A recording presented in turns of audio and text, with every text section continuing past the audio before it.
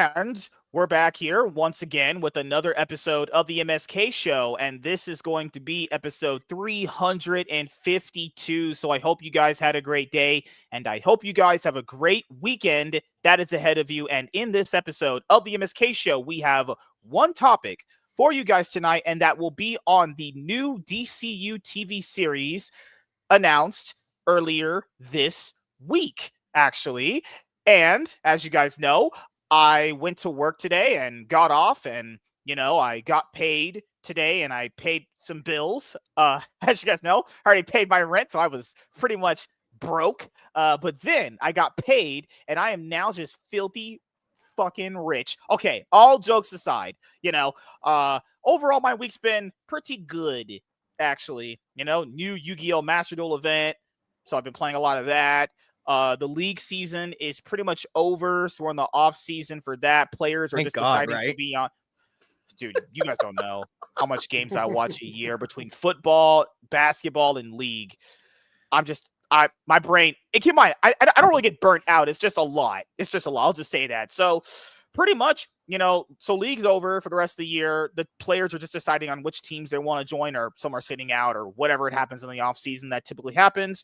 And then right now we just have the NBA and NFL season is currently going too. So I'm pretty sure the NFL is going to be in the playoffs very, very soon. And tonight I watched part of the Knicks versus Miami Heat game, and I was like, all right, now I understand what true dog shit is. I'm out. Fucking hell. Holy crap. MSK literally saw admiring other black people. That's a rarity. No. There was a play that happened in the fourth quarter. And then the ball clearly touched this dude's hand before it went out of bounds. And then it was ruled to still go back to the Knicks. And I was like, what? How's the ball bounce off one of your players' hands and it goes back? I was like, God damn. I was like, I'm out. And the Knicks won because, refs are bullshit. That's just how it kind of works now. But no, I wanted to go over this, I think, on Monday, but I just threw that show away because I thought it was just pure dog shit. And I was like, you know what? We'll just save this for a topic for Friday's show, because these new DCU TV series announced, woof. I don't know if this is just only to just make it look like a shareholder from a perspective of that. It's like, hey, we have all these shows coming. This makes our universe look good. Like, I have no clue, but it'll be a good discussion to have later on when we actually have the portion of the show where we go over the video topic. And I'm sorry, guys. I will just say this here. I'm not burnt out. I'm here for the long haul. No, all the videos we've done, they will be released, and you guys are going to love them. I'm just stockpiling them, because if I don't have enough content to release in just like waves, then I'm just going to be out. So that's why I stockpile most of it. People say, but what about if it's going to be old and I don't care. It just pointing out right now, before anyone watches these shows in the future, if I release a video where the topic is like a month old, I don't care. It gets the same views whether I released it now or I released it later. Doesn't change anything. So who cares, honestly? Plus, these videos we do are like 30, 40 freaking minutes long here. You're getting an actual discussion here. It's not like the usual 10-minute videos I used to do back in the day, But other than that, Thanksgiving's coming up very, very soon. Not this week, but the following week, actually. And it'll be Turkey week. I don't celebrate holidays really, but, people that do, congratulations. You can have Turkey week. Then after that, it's white man coming down your chimney month, actually. And I can't believe I even thought of that. I can't believe I actually thought of that in my head, where it's like genius level ideas just flow through my brain, and I'm not really ever able to converge them into something. Well, it's kind of hard to appreciate the white man coming down your chimney month when MSK, you've got white men coming on your couch every single day, right? No, that would be me. That is me. The only white man that comes on that couch is me. That's just me. You just set the bar so high, Nate. I'm getting jokes now. I mean, I might even just not even high. Warren, I've been roasting this man since the day I met him. So. You gave us the gold right at the beginning of the show. Oh my God, 4 minutes dude. in, and you're just like, "Boof, here you go." Crap. Well, I'm serious. MSK's always got men coming for him. That's why he's always talking about women. Bro, I'm not Diddy Maru. I'm good, man. You sure about that? You sure about Yes, if you're Diddy Maru, you might need to go to prison. Honestly, that? Baby oil behind you? I swear that's what it looks like. Also potentially, if Trump gets that stimulus check passed through the Supreme Court, the $2,000. What is? you'll be able to Hold get on. laid. I was watching an episode earlier today where you were talking about it. What is that even for? Like, that was the first time I've even heard of it. Well, there's Like, a surplus on there's money coming in from the tariffs. So Mhm. one of the things that he Okay. thrown around was taking the excess from the tariffs, and instead of paying down the national debt, giving Americans $2,000 checks as a way of saying, here is, money because of what we're doing with the tariffs and all how good they are. And then the next year they were going to put the tariff money into the national debt. So Why don't they just put it all in the national debt? Bring it down. because he wants to get his poll numbers up, so he's going to give us all $2,000 check, and I'm going to have a Switch 2 and an 80-inch television. So I mean, if he gives me $2,000, sure, I'll take it. I just don't know what I would do with $2,000 right now. I've got everything that I'm I not gonna want, lie. honestly. This is what I would suggest you guys do. If this happens, because come on, this could not happen. I If could this just happens, I could just stow it away and save it for the F&T meetup next year. you could. That's a great idea. That's what I thought about too. Or you just set that money away and just use that for your rent. So when you get your actual paycheck, you just use Save that off for that. the just you would use that for the other bills and like what the other thing you need. That's what I'm thinking about doing. If I actually get it, I'm just gonna use that for the rent. That's it.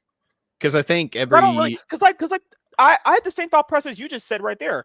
I don't really need anything. No, really. like I've got everything that I Like need. maybe And like you could okay, I bought some food. That's pretty and- much it, right? And anything I do buy, it's usually just something that's been like sitting in my Amazon cart for a while. And even then, it's usually just like maybe a shirt that's like $20. Yeah. I'm kind of that- thinking hookers and coke myself. Okay. but, All right, Leonardo DiCaprio. MSK's All favorite right. thing. He needs more. He needs all that coke for all the white man that's going to be coming on his couch in the coming months. What is this? I'm a straight heterosexual person. Yeah, but the more you talk about being straight, the more gay you sound. Like, have you ever noticed that? You do sound like a gay guy pretending to be straight. Pretending to be straight. It comes in two folds, right? So if It it's comes in waves. I bet they do come in waves, MSK. It's like how Two-Face has it. I flip a coin. I got one side of me this way and one side the other way.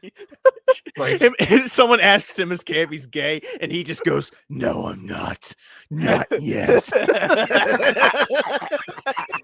no, his is gonna be like eyeliner on one side, half the lipstick on one side. It's not about what It's I like, want. It's like, about I'm what's straight. fair. I'm gay. Oh my You goodness. thought I could be a decent man in an indecent time. I could have a shirt that says trans woman mommy on it. I'm good. Dude, I have to show you guys the replies to this. This shit was so funny. I was cracking up at work so hard. My stomach was hurting. I was in tears. Oh my God.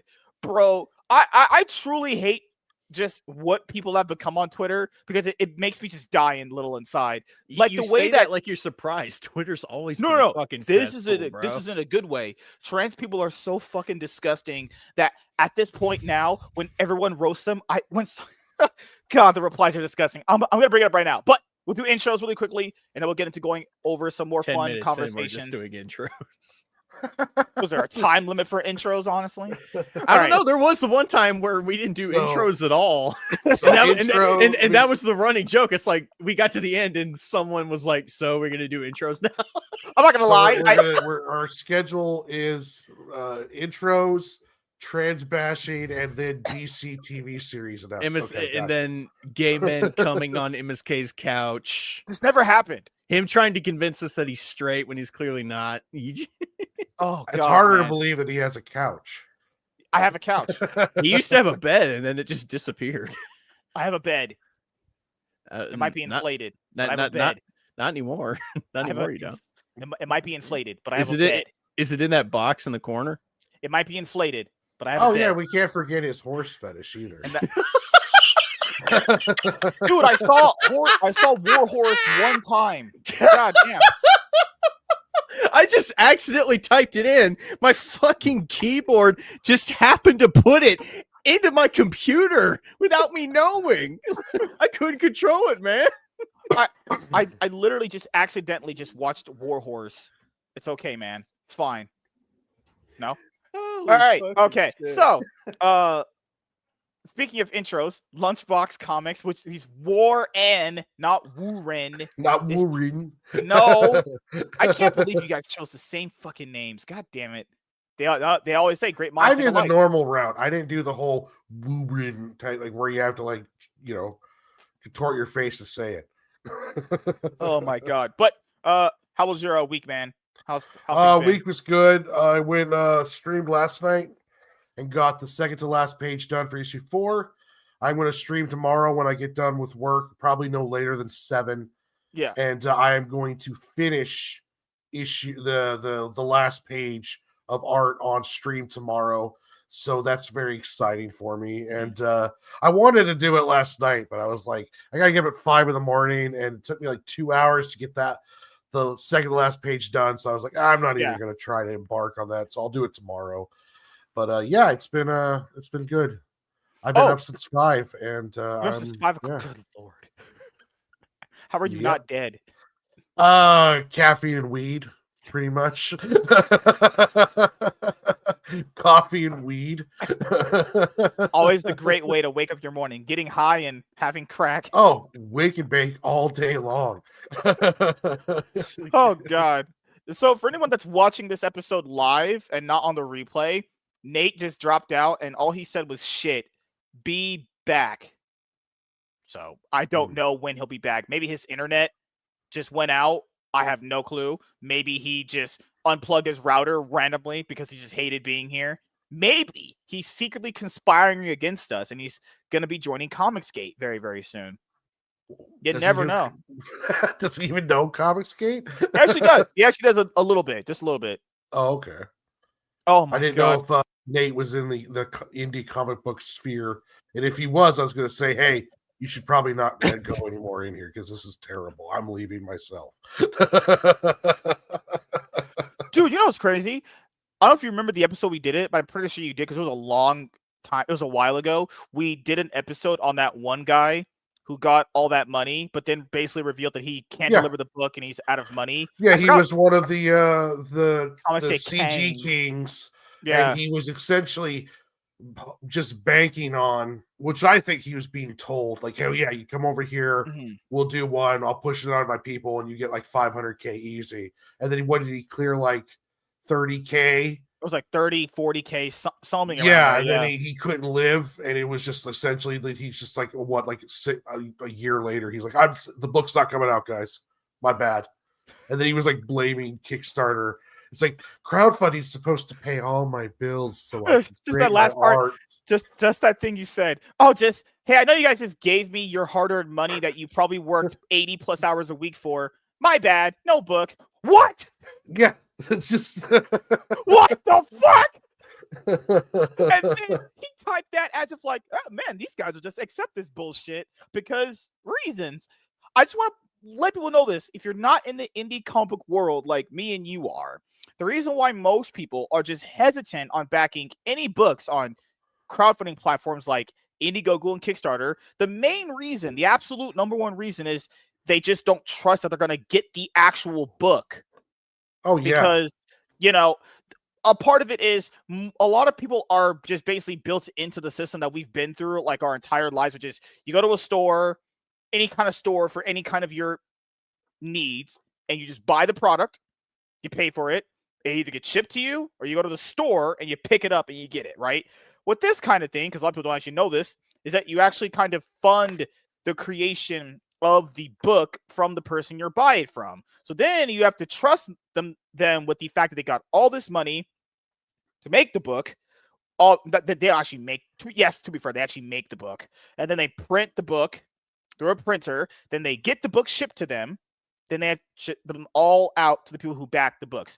That's why people are hesitant because, as you would know, that process usually takes a minimum of like 6 to 8 months, roughly. That's why when a crowdfunder That's why when like a crowdfunder campaign is launched, it launched like, let's say January 2025 this year, and it would not have had to be fulfilled until like July, because that gives you a most nice people give time out like a frame. nice long period for Like, yeah. fulfillment, like 6-7 months. When I did my first Kickstarter, I gave myself 6 months, even though I fulfilled within a month. It was just I Same, gave yeah. myself that time. But when I did my Kickstarter, the book was done. I already had a print run, so I was essentially just fulfilling orders. And I had all my stuff set up. A lot of these guys will do Kickstarters. They don't even have the book, a page of art done yet. They just have to cut some concept art, and that's it. And Yeah. you know, it could cost you $6,000 to make a comic book. So if you do a Kickstarter, you put a $500 goal, and you got to pay an artist and all this other stuff, and then you only make like $1,000. Well, you made goal, but you need $5,000 more dollars just to get the book made, not only printing, shipping, all the tchotchkes of the other side bullshit. So yeah, people just completely underestimate, like that guy did. He should have had a campaign where his goal was $500,000, because that's what he needed to survive during that time period to make the book. Instead, he puts his goal at $500 because that's to play with the algorithm, and then makes $30,000. So now he's standing with his dick in his hand. Yeah. Oh, I remember. And then he gave the game away where it was pretty much like, hey, I thought this was supposed to be like paying all my bills as I, literally made the book. And it's like, holy shit. Okay. Yeah. I don't want to be this kind of guy, but I am this kind of guy. And I always say it like it is, because I'm a genius, actually. Weird. Can you guys? Fuck you. Goodbye. No, yeah, we can. All right. Yeah. No, like when I picked up my fucking keyboard a few minutes ago, like everything just short circuited out. Like it was saying my camera couldn't connect, and like everything else just like went weird. Maybe Hitler tried to stop you from hell. It was Tiny's relatives from overseas. All right. Don't want to talk about that. No, just kidding. I'm kidding. If you guys don't know the Jewish pager joke, I'm not going to tell you it because you don't know it. It's fine. The Jewish pager? What? You just look up the joke. I'll just look it up. Jewish pager joke. So, what was I saying? Oh, the crowdfund guy. So fucking hell. And then Graham Nolan, he came out, I think, a day later when all this was going on, and he was like, "Hey, they're like, you're kind of funding my lifestyle," and it's like, I mean, if you want to do that, go ahead. Because what I said in the video is I'm going to say here. I would not like to be in that position where my life has to be funded by other people, because that just seems very kind of, up and down-ish. Like if they just don't pay you any money anymore, you just don't have a livelihood. I don't want to live like that. But I just don't like this notion where like I'm supporting your livelihood, but I have to pay your light bill because you yourself don't have a job, but you want your job to just be this. And it's like, I mean, I'll say, sir, if you want it to be that way, cool. But if people don't want to fund that kind of lifestyle, I don't get why that's bad. Like, well, it's a wrong. Like, okay, yeah, I would love to do a Kickstarter and make enough money where I could live without working another job and just make my comic book. Yeah, but you have to be realistic about how much that takes. You have to be realistic on how much your product can actually make. A Kickstarter is pre-ordering a product, so they want to buy your book. They don't care about you paying your phone bill and your power bill or any of this other stuff. If you want that, you go to Patreon. That's what Patreon is for, is you pay a subscription, and that helps that person live once they get enough subscribers. Kickstarter is about getting money to create a product and ship that product to other customers. These guys are treating it like it's some kind of fucking like art, like lifestyle thing. And it's like, well, yeah, if you can live off of it, great, but you shouldn't expect it. Like, you shouldn't be blaming. Also, don't tell people that. That's the one thing you just don't, because that's the thing that nobody likes. The pledgers, like you guys, not enough of you guys didn't give me enough money, so it's your fault. Hey, like, you know what? It's your fault. You gave me money and I didn't deliver. It's your what? Yeah. So what did he? Before we go, intro to you. How was your week so far? My week was pretty fucking horrible. I'm not even gonna lie. I was just tired of work. I'm tired of the people at my fucking work. Sometimes I wish a bulldozer would just come right through that motherfucker and like just mow the whole place over. Maybe take out a couple of motherfuckers in the process. Hey, I wanted it the same way a few years ago. I was like, hey, if motherfuckers ran up in here with AR-15s and just started unloading on Okay, maybe not like that. I actually said some work. But I was like, hey, yo, I'm Nah, just going to dude, jump out the window, honestly. there were just multiple nights where I got off work and I'm just like, fucking hell. Like, I can't, like, I think I've spent more time in bed this week than I think I have, like, maybe the past, like, 2 to 3 months. It's just been crazy. He originally had his car auto dealing parts job, and then he got this job, and he was like, yeah, I love it. I knew the honeymoon phase would go over. That was years ago. But you're over the honeymoon phase now at this point, aren't you? I mean, I still like my job. I just don't like the dumb motherfuckers that I have to deal with on a daily basis. You have a mid shift or early or night shift? I have a second shift. Yeah. So that's mid. Yeah. Yeah, pretty much. So like 11 to 7s, 12 to 8s, stuff like that, right? No, it's like 3 to midnight, basically. Oh, fucking God, dude. Holy crap. That's why when someone during the week close, essentially, right? More or less, yeah. It's why when Lord. that's why when one of our friends texts me and goes, "Hey, you want to be on a show this week?" I'm like, I could try. I don't know if I'm gonna make it though. do you always get people that call off a lot? What do you mean? Just call on out your or shift? On your shift in general, like people call off generally a lot? No? No. Oh, okay. It's just my job is really affected by how everybody else does their job. So if you have a bunch of motherfuckers just messing up orders and messing up tags on pallets that I have to load onto these trucks and it's not right, guess who gets fucking blamed for it? Oh, yeah. Even though I didn't build the fucking pallets, you got Jack off 1, 2, and 3 over here, Huey, Dewey, and Louie that just fuck up all the damn time. But no, it's somehow Nate's fault. Okay. Yeah, and then that's what I don't just hate this at work for you guys. Like you come in, you're already behind because other people didn't do their shit or they were behind because of another reason, and then boss just is like, no, you just have to do all that, and it's like, oh my God. And then by the time you even get done, you're already burnt out because you have to do everything else so fast. It's getting less and less like that because we have a new boss now, because our previous boss was just a leftist lesbian fucking weirdo. Of course. That you let live in North Carolina. That's where they all are. That let everybody get away with everything because she thought they all needed reparations or something. Well, our new boss is not having any of that shit. That motherfucker is just firing everybody, and it's glorious to watch. I remember when I worked at Walmart, I was graveyard shift, and the graveyard would bitch about the evening shift because they would leave work for us. Yeah. The morning shift would bitch about us because we were trying to catch up from the evening shift, so we would leave work for them. And then they left work for the evening shift. It was just a perpetual cycle of us playing catch up and us also hating the previous shift because we had to do it. Like everyone hated everyone there. It was the most toxic place I probably ever worked, aside from the call center for Dish Network. That was pure evil. I mean, my job was pure fucking evil. My job is relatively simple. I mean, all I do every day is go in, put in an earbud, put some music on, maybe a podcast or a book. It just depends on what day of the week it is. My show. Oh, thank you for the shout out. Yeah. Sometimes I listen to your show. You're lying. I was just, building myself. No, I do. Sometimes I'll go back and I'll listen to either Iron Show, maybe my show, sometimes yours. It just fucking depends. But they're doing great. All I do is load trucks all fucking day. That's it. With a forklift. Oh, but that conversation we had a second ago before Nate came back, or he came black. So, lack of job security. Well, yeah, because people say, would you consider it a job? If you're paying taxes so you don't go to jail, I'm pretty sure that's a job. That's just my opinion. But it's the same.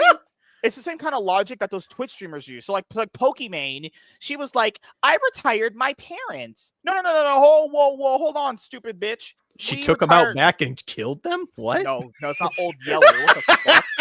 I put them down myself. You don't understand. I had to retire them.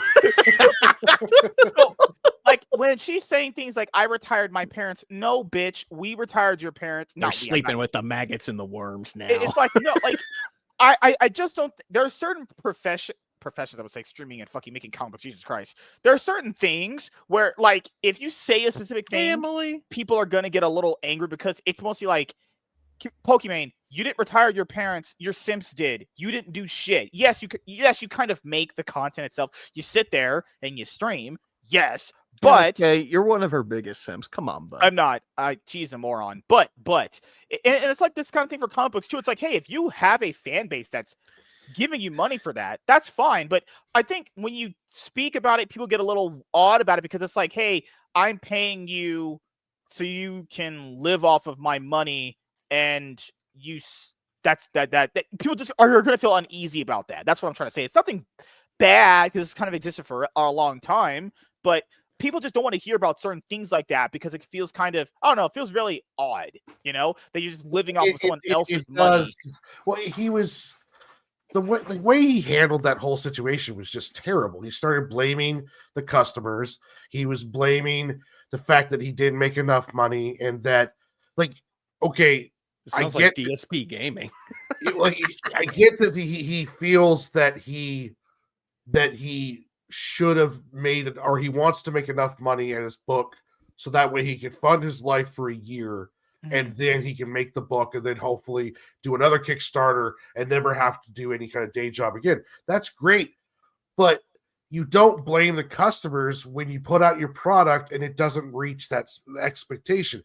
A first book reaching 30K is amazing, and he was you'd have to be in like the top 5% for that happening. Most people barely get the $500 or $1,000 on their Kickstarter. Von Coleman luckily got to 10K on his first book. That's insane itself. Yeah, that's a lot. Yeah. So that's a huge deal. Like, if you can get to 10K, and if you do it in your first book, that is you've got a good thing going on there. Yeah, but with him, he just went into this market thinking that everything was going to go beautifully. He was probably being told that the other CG Kings are doing pretty decently. Who are we talking about? I'm sorry. Oh, about a year ago, Rob Hunter. That was his name. Rob Hunter, a CG King. He decided to do a book, and he was going to live off. He was going to become a full-time comic book artist. He worked as a pro. He did his Kickstarter, but it only made like 30-some K, and then he essentially had to live off that. So a year later, he pops in and says, "Hey guys, you're not getting your book. I spent the money to live. It's your fault for not getting me enough. Kickstarter was supposed to pay all my bills. That's the purpose of this thing." Kickstarter was supposed to pay all my bills. No, dude. The purpose of Kickstarter. This is a 40-year-old man saying this to you. It's not some child. He was just completely disconnected from the reality of what it took to like survive on your own money and work. Like, if you want, no one works harder than an entrepreneur because you're 7 days a week, 365 days a year. Right. You constantly have to be bringing that money in. He just does not understand what's going on. Like, he should have had a backup plan. And I don't know what's wrong with these, because I work 2 jobs right now and I make a comic book full time. Yeah, I don't have a life. I barely get to see sunlight, and all my friends are on the internet right now. So yeah, it's not great, but I'm doing it. Okay, hold on before you go. Where's the bright side of that? I was gonna say, where's the shining light? The bright side is issue 1 of Sing and Joe now available on Global Comics. No. Oh God. No, it was the other thing that happened where I'm pretty sure. Oh my goodness, this is what a lot of people like him forget. You don't really get to like live off of other people's money like that, mostly off the first try. He would have had to had like 3 or 4 successful campaigns reaching like 30, 50K roughly for that to even be a thing. Not on the first one. And keep in mind, 30K or 40K nowadays, taxed and all the money you have to use for shipping and printing the book. It'd be funny if he made that money and the government just took it. Well, it takes, what was it? I believe the rule of thumb is expect 60 to 70% of whatever you make to go fulfillment. But I don't know if it changes as you get bigger. Like, I don't know if Eric July, like when Eric July did what, 3 million on ISOM 1. He did 3.7 million. Yeah, I don't know if he used 60% to pay to crowdfund. Yeah, because you get your books so cheap that way. Woo. Like, like with me, if Well, I he have to do a kept most print of his money run, too, remember? Because he didn't use an Indiegogo or a Kickstarter. yeah, He had and his he kept own most of his website. cash. Yeah. Yeah. And he also was able to do a huge print run, so that means the books would cost a lot less per. Right. So, but yeah, you need to look at, if you're a small guy like me, you're gonna, if you make 13K, we'll expect 70% of that to be gone with fulfillment. So you're not even gonna have enough. But like, I know somebody in comics takes about $6,000 to make a book. When their Kickstarter's done, their Kickstarter has to make at least $12,000 to $13,000. So that way he can fulfill the old book, get it made, and then also have money to make the new book. So he has to make, $12,000 to $13,000 just to make sure he can keep making books, but that he doesn't get any of that money.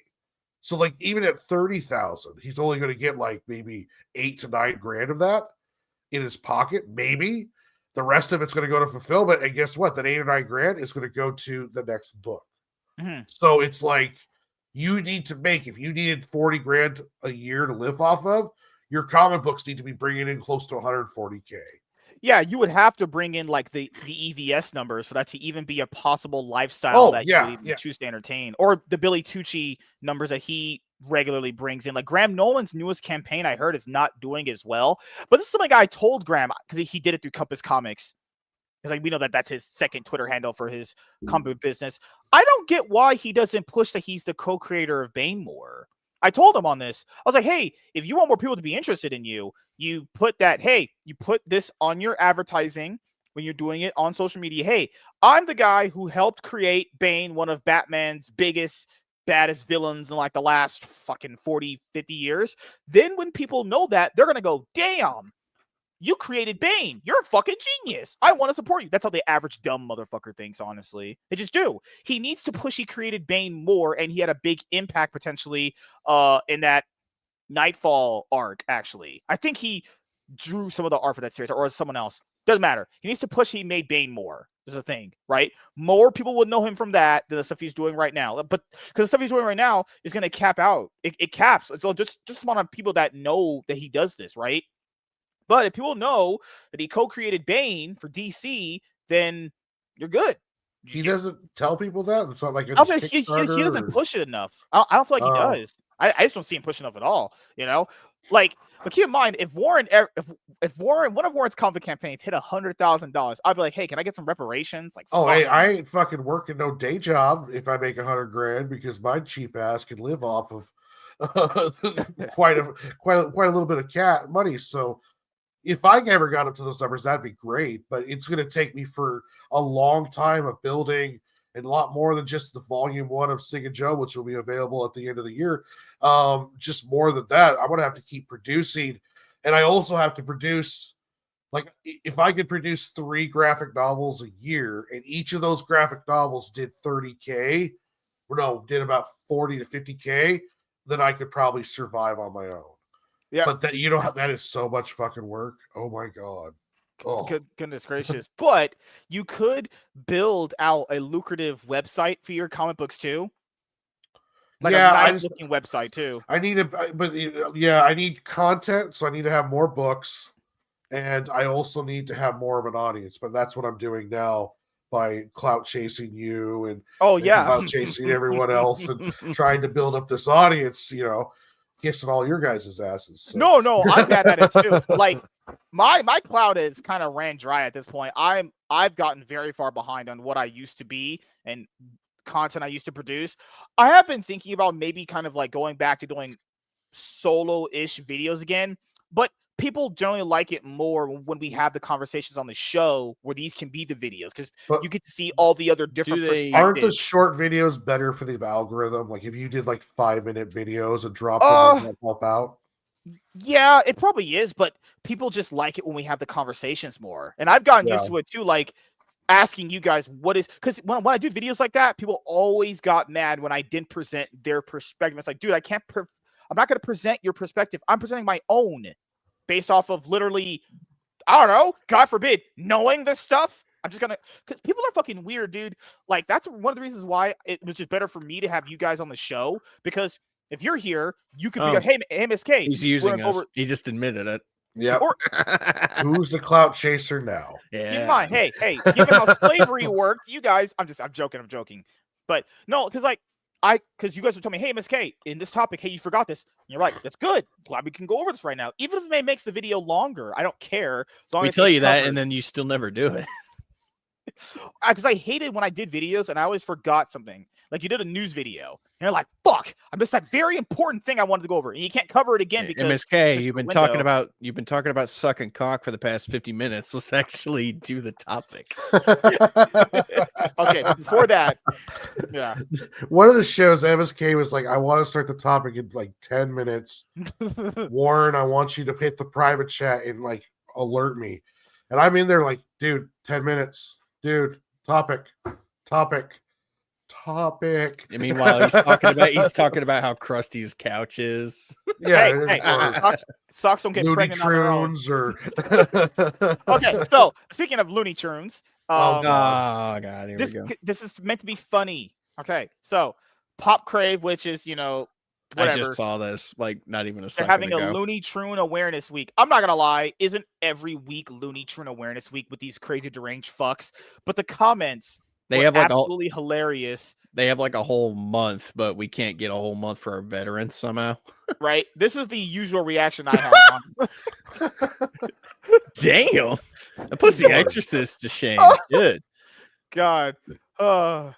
We don't need a freaking week when the already disgraceful Pride Month exists. Yes, I'm Looney Tune. Yes, I'm conservative. Yes, I'm Christian. Should be Veterans Awareness Week. Oh my, nothing to celebrate. End of. More than 70% of Looney Tunes prisoners in Britain convicted of. Oh my God. Me, the B, and LGTB means there are only two genders. Screams and gay. Oh, holy fuck, man. Oh my goodness. But there was a comment under here. What am I supposed to do during Transformers Week? Let's just watch Michael Bay Transformer movies. That's what we do. This guy said, do we really need an awareness week? They're pretty easy to spot. And this idiot says, do veterans need 15 days in a month? They're literally everywhere. Okay, just point it out. Veterans are the reason you are able to enjoy what this country has to offer. Yeah. I'll just be honest here. If every Looney Tune got magically yeeted into a volcano and they all just died, nobody would care really. And the world would move on because you impacted nothing. Well, this person also has their friends and pronouns in family, their bios too. So Look look over to the side. Literally, it says he, him. Comparing a girl with a dick to Army veterans, I'm so sure. You are the reason it's hard to get people to stop saying retard.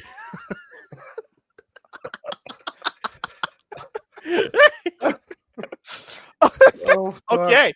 Ugly, mentally ill man who will never spread his genes equals man who fought for his country. Yep, exactly. All right. Number one, Ice Age. What a dumb. Oh my God. One sacrificed for our freedoms. The other decided they want to play dress up. Yes. Yeah. Oh my goodness. Is November Veterans Month, WZ? I'm sorry, dude. I forgot. I don't remember, honestly. I'm pretty sure it's Veterans Month. I thought September was Veterans Month. Well, it was. We just recently. Well, then I stand. Well, then I just stand. recently had Veterans Day. Well, then I stand corrected. You know, I mean, if it is Veterans Month, awesome. We need more than a month. How about that? Yeah, we should be getting like a veteran year, right? Or at least 2 months to honor our veterans, like back to back. Yeah. Why do we need Black History Month? You know what? Keep your months. Just make sure I have decent fucking VA health care. I'm tired of going there and having this. I dread the February movie month because it's nothing but Medea movies and like shitty Black Panther movies. Bruh. So wow. Wow. All right. Hell yeah. I agree. No more blacks in cinemas. Oh my. What the hell did you just say? I did not say it like that. You know what I mean. No, luckily, in 2026, in February, we have Scream 7 that's going to come out. I love the Scream movies. We'll definitely be watching that in theaters. Opening weekend. I'm supposed sure to go watching see a that. movie this weekend. I'm trying to get back into seeing movies because I really want to get back to doing reviews next year if I can. Yeah, me too. I really do miss reviewing movies and like with you guys and watching them. The big problem that I have with it is that there's nothing wrong with doing it or doing the That doesn't content mean I'm surrounding going to it. be at your beck and call when I go back to doing it, buddy. You'll be here if I call. That's how it works. You're my slave. I'm just kidding. No. Because sometimes I go see movies that you never fucking see. So what's the I point? will see them. God damn. I hope to see Badlands next week. Are you gonna go on like one of those $5 Tuesday? Days Well, it's just I don't get paid till Sunday, so I'll do it during the week. I'm gonna go see. It's a horror movie called Keeper. Like that. Oh, that's it's been popping up all over my feed. I don't know anything about it, but I don't either. I like the look of the trailers, though. I like it. Yes, Yeah. MSK needs to watch RRR. When you are you haven't watched RRR yet, dude? Indians are just the worst. Dude, it's one of the coolest movies of like the past 10 years. Amazing. It's fucking the bridge cool. scene alone is worth the whole movie.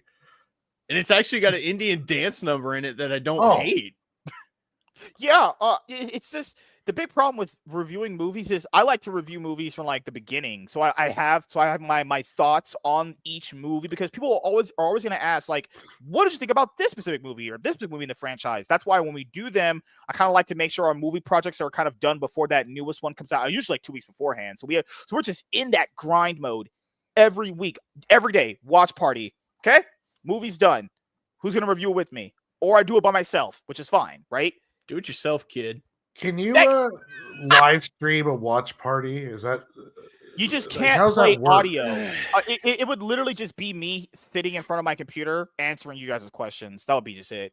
Do they like say, okay, if you want to watch along with us, leak up and we'll hit play 3, 2, 1, and then so how I never got in trouble doing it was I was on StreamYard, but you don't share your screen, obviously, and you don't share the audio. Okay. And I'm pretty and if you wanted to answer people, you would just have to unmute. You would have to basically just mute the screen. You have to basically just, mute the entire screen.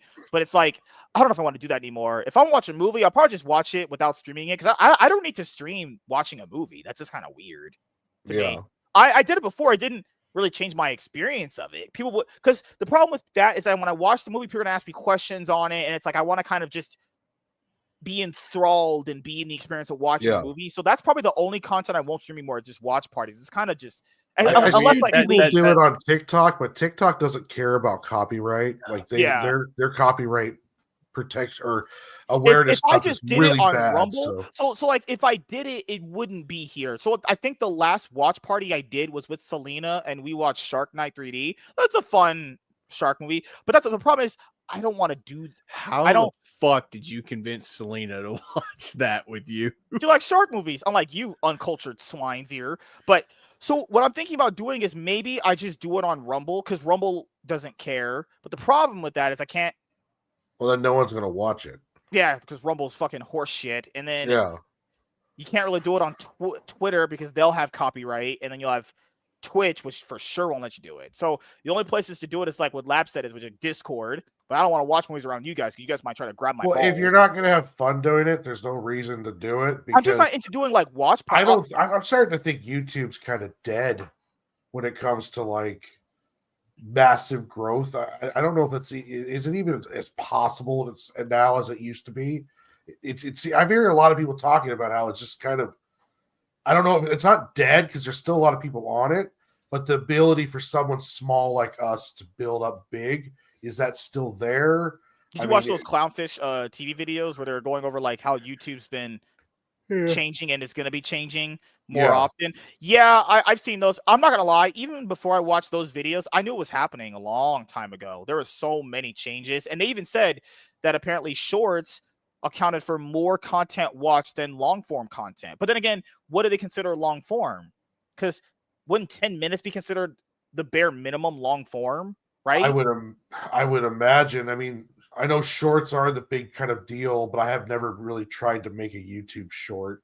I do TikTok. Me neither. Yeah. But TikTok is kind of like all over the place. Like, TikTok has the algorithm that YouTube used to have. I have the most followers on TikTok than any other social media platform. I have like 1,300 followers on TikTok. What the but fuck? TikTok, I don't know. Oh, fucking cringe, man. God.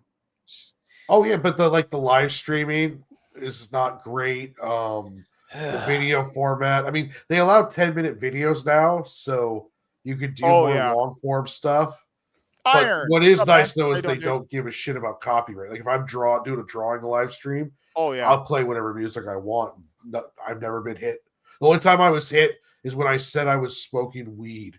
As soon as I said weed, or no, as soon as I said the M word, it kicked me off automatically for 3 minutes. So I don't know. He said COVID. He said COVID and got banned for life. Well, it was like I was talking about. I was like, this live stream is brought to you by, and I said the band, and I was like, and the M word. I don't know if you can say it on YouTube, but the Mary Jane word, and it was like instantly, I was dead. You are now banned for 3 minutes. He said,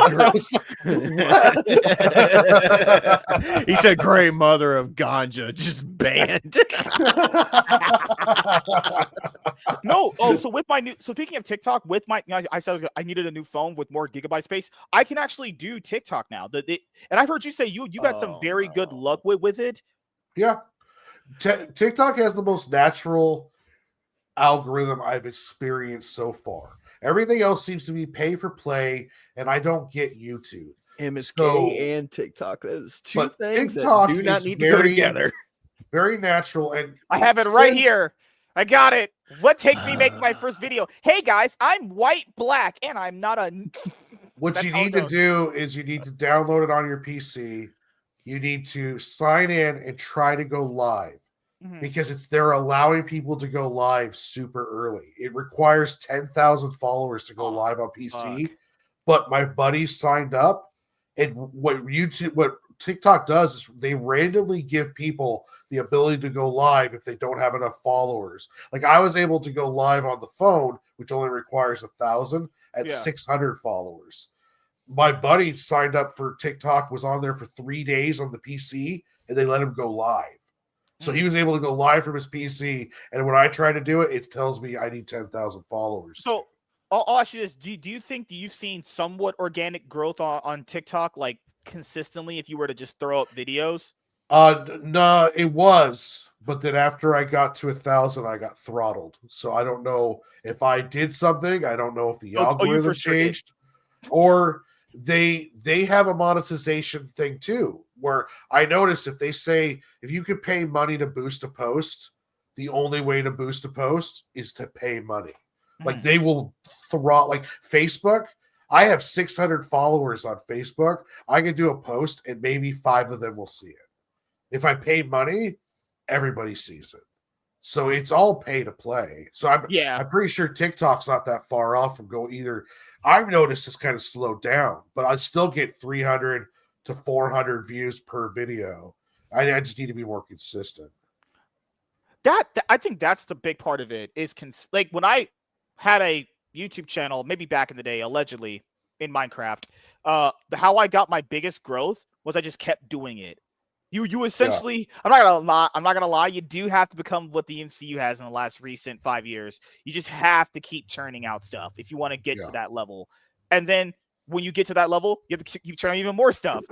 If you want to be in that kind of like, let's say work mode, if you want to be in that kind of mindset and in that kind of grind, as people say, that's the only way to do it. And even then, is that even really worth it to basically just go? Because like, at that point, are you doing it because you really enjoy doing it anymore? Or are you doing it just because you're trying to just hit that next dopamine hit of like views and followers? You know what I mean? Yeah. Because I it's not that I don't want to do TikTok. It's just like I don't even do shorts for my own content now.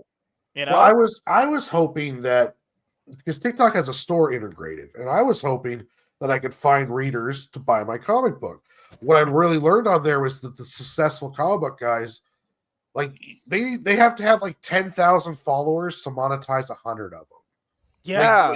Like I have 1,000 followers and I've only sold like 1 or 2 books.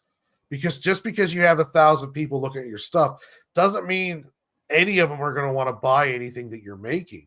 So a lot of these YouTube creators that are selling comic books, they've got 10, 20,000 followers. So it's like you get like one follower for like or one person to buy something like every 1,000 people you get to follow you. So it is a grind to build up an audience. Like YouTube, all I do is go live.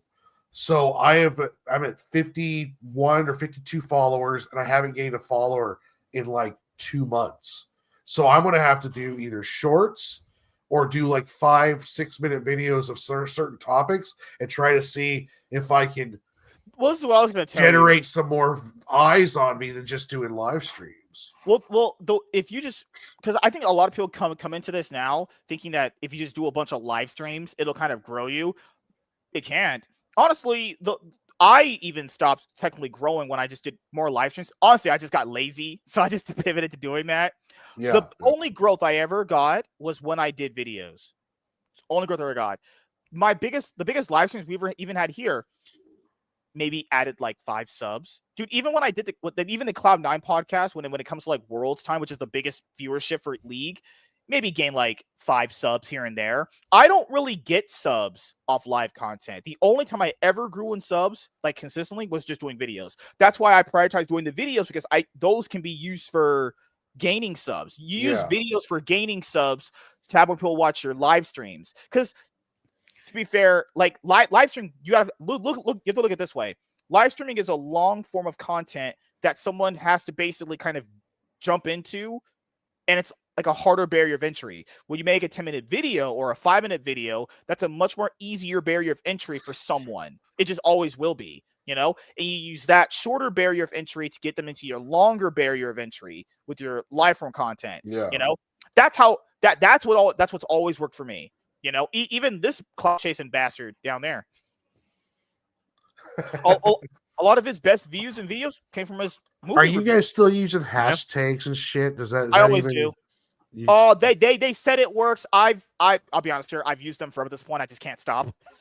Well, I know people are saying hashtags are dead on X. I don't think they work very well on Facebook either. No. X and Facebook, you're right. I just do them on YouTube because I've just naturally have it copied to my clipboard and it just goes, honestly. I know the thumbnail is very important. People are always talking about it's important to have a thumbnail to draw people in. But. Yeah.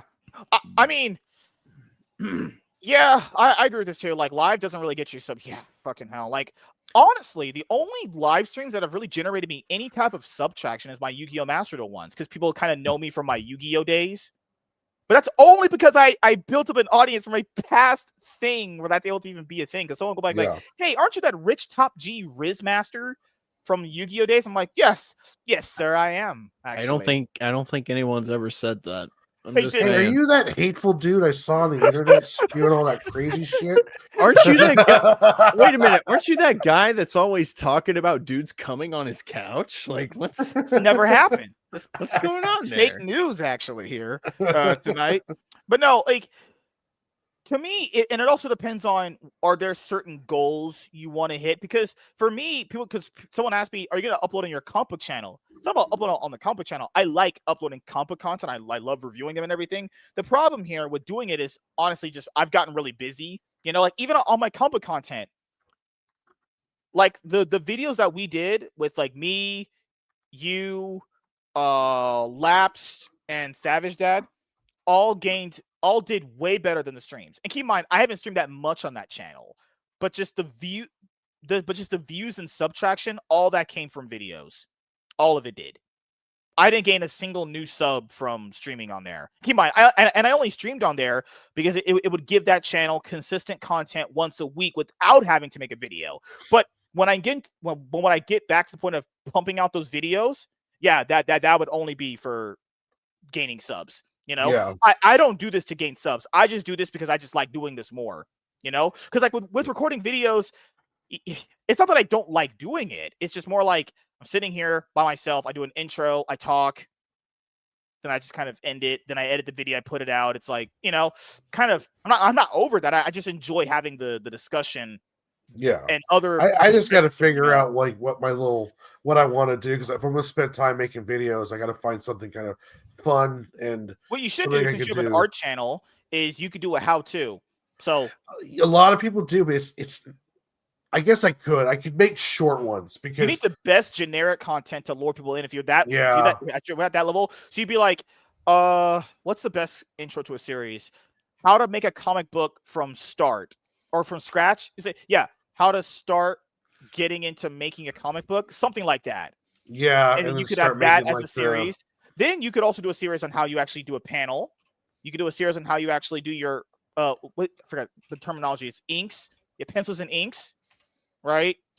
Then you could do a process of, how to get the book actually printed. There's a bunch of things you could do, but that depends Yeah. on what kind of lane of content you want to go into. I was right? either thinking something along how to's or also quick reviews, like a 3-minute review of a manga that I'm reading or That could work too. Issue, like a real quick, not really even of a review, just more like a quick summary of the story and what's going on with it. And something along those lines, maybe. Maybe if you wasn't such a what in the I don't want to go over this. This is she's insane. Don't pay attention to the crazy lady, behind the curtains. Actually, I'm such a cheating whore. I thought that was me, honestly. But all right, apparently Warren's a cheating whore. Nate is just a white bastard. What do you mean? I've been called worse. I actually went back and looked at the movie channel today. Just because, yeah, you were in your prime then. You're a shell of your former self now. Yeah, I've definitely put on a few pounds, and yep. You're definitely a hat. My drive has not been the same. But I don't. But dude, with movies, I don't think it's because we don't want to do it. The problem here is when you're in the content, when you're in the grind of reviewing movies and talking about them, it's a lot because you're watching a movie and you're, oh my goodness, clout chasing again at its finest. I'm gonna rebrand this whole fucking thing when I go back to it next year. But even I don't think the branding is. I don't think it's the branding. I think you just suck. No, I mean, dude, my highest viewed video is still the RRR review at 113,000 views. That's fucking insane. Wow, nice. Yeah. So okay, so and this was just one whole year of reviewing movies. So you get 113,000 views. Does like YouTube say anything to you, or is that does anything happen, or is it just basically you get put in the recommended? Like, are you getting pushed at that point? You get into the fucking hell. The sidebar. You would get like major priority in like the sidebar. That's pretty much all you get. Yeah, but no, I got like halfway through 2023, and then that was it. I just stopped. I don't even know why. I think I was just burnt out almost. But that's just the nature of movies, man. You go over so many movies, you go, damn, fuck. Like it's exciting in the beginning, and then when you get to like the fifth, dude, when we did all those movie projects, when we were on like the sixth franchise, I was like, we're taking a break. We're dead. I want a break, and then I didn't come back. Well, I've always enjoyed talking about movies. It's just, I guess the only thing that stopped me these past couple of years is I don't know if I can go back and just do it the same way that I did it before. I mean, so much is black. Well, so much has changed, and I'm a whole different person. Like now, just going back and rewatching some of these videos, I'm like, I don't know if I could ever be this enthusiastic again. Maybe once a week. If you just did it once a week, that's not bad. Dude, I was there every weekend. I think the most amount of movies I ever saw in one weekend was like 3 on the same day. That's insane. I spent the whole fucking day at the movie. You guys are animals in your brains now, dude. I can't remember. I couldn't break down a movie in a review if I watched 2 of them in the same day. I couldn't do it. I couldn't tell you the difference between them. Oh, dude, I was doing the professional critic thing. I had like a fucking notebook with me and everything while watching these fucking movies, man. I was like, oh, go ahead. No, that's all I was gonna say. Oh, I always thought it'd be cool to do one of those like long form analysis videos, like where you go over the whole movie. Oh, video essays, yeah. Yeah, I always thought it'd be cool to do a video essay on some stuff that I liked. Yeah. Now it is funny because the movie reviews I did that had the most views are the ones where I'm just losing my fucking mind because the movie was so bad. Like, Oh, this is what really gets more views. If you ever want to do this, quick out of the theater movie, it's like the ones that John Campea does, where it's Yeah. like the quick out of the people apparently love the quick thoughts you have right as you finish watching a movie. yeah. Yeah. That's the only kind of shorts content that I see that gets the actual best traction if you're doing this kind of content. Dude, my People just top want- 10, my top 10 worst and best lists were so fun to make that year. I really enjoyed doing that. I think that's what kind of kept me going through 2022 was I was like, man, once I get to the end of the year, I have to pick the top 10 worst movies of the year and the top 10 best movies of the year, in my opinion. And the worst movie of that year was a movie that apparently I was the only motherfucker in the universe that watched it, because everybody else was like, what the fuck is this movie? I was like, exactly, what the fuck Dude, is this that was the movie? biggest problem with making like top 10 lists and like those lockdown years, because Mhm. people will go like, what the fuck is that? How'd you go see that? I might have randomly seen it on like the high scene. And then my favorite movie that year was The Northman, which is still Very good like, movie. It's very good. fucking good. Very good movie, actually. yeah. So you guys like that one, huh? I liked it a Yeah. lot. I did. I I'm like not it even a a lot. medieval fantasy kind of guy, but that was very good. Yeah. I like it I better don't than know. the- I was expecting something different, and than what. I thought it I'd was have to go better than back the and give it Lighthouse. another shot. If you say I was expecting Vikings, I swear to God, No, you would not. I swear, I've heard that more times than I can count when it comes to the movie, and I'm like, no, you motherfuckers are stupid. You're I stupid. liked it better than that one that he directed with Robert Pattinson. It was The The Lighthouse. Lighthouse. Such The a Lighthouse. weird, overrated movie. But I like the fact that he makes weird off the wall kind The of shit best- like that. Dude, the best part of that movie is that middle part where they're having these fucking really just crazy conversations with each other, and you can't piece together what the fuck's going on. The Lighthouse is like that I'm a cutie pie meme. I don't know what the fuck's going on, and neither do you. It's like, fuck. Oh my God, dude, I kind of want to rewatch my top 10 worst list too, because there were so many moments during that video where I was raging out. Like, I think it's funny, Jurassic World Dominion was number 10 on the Oh list. god, that movie is terrible. That movie sucks.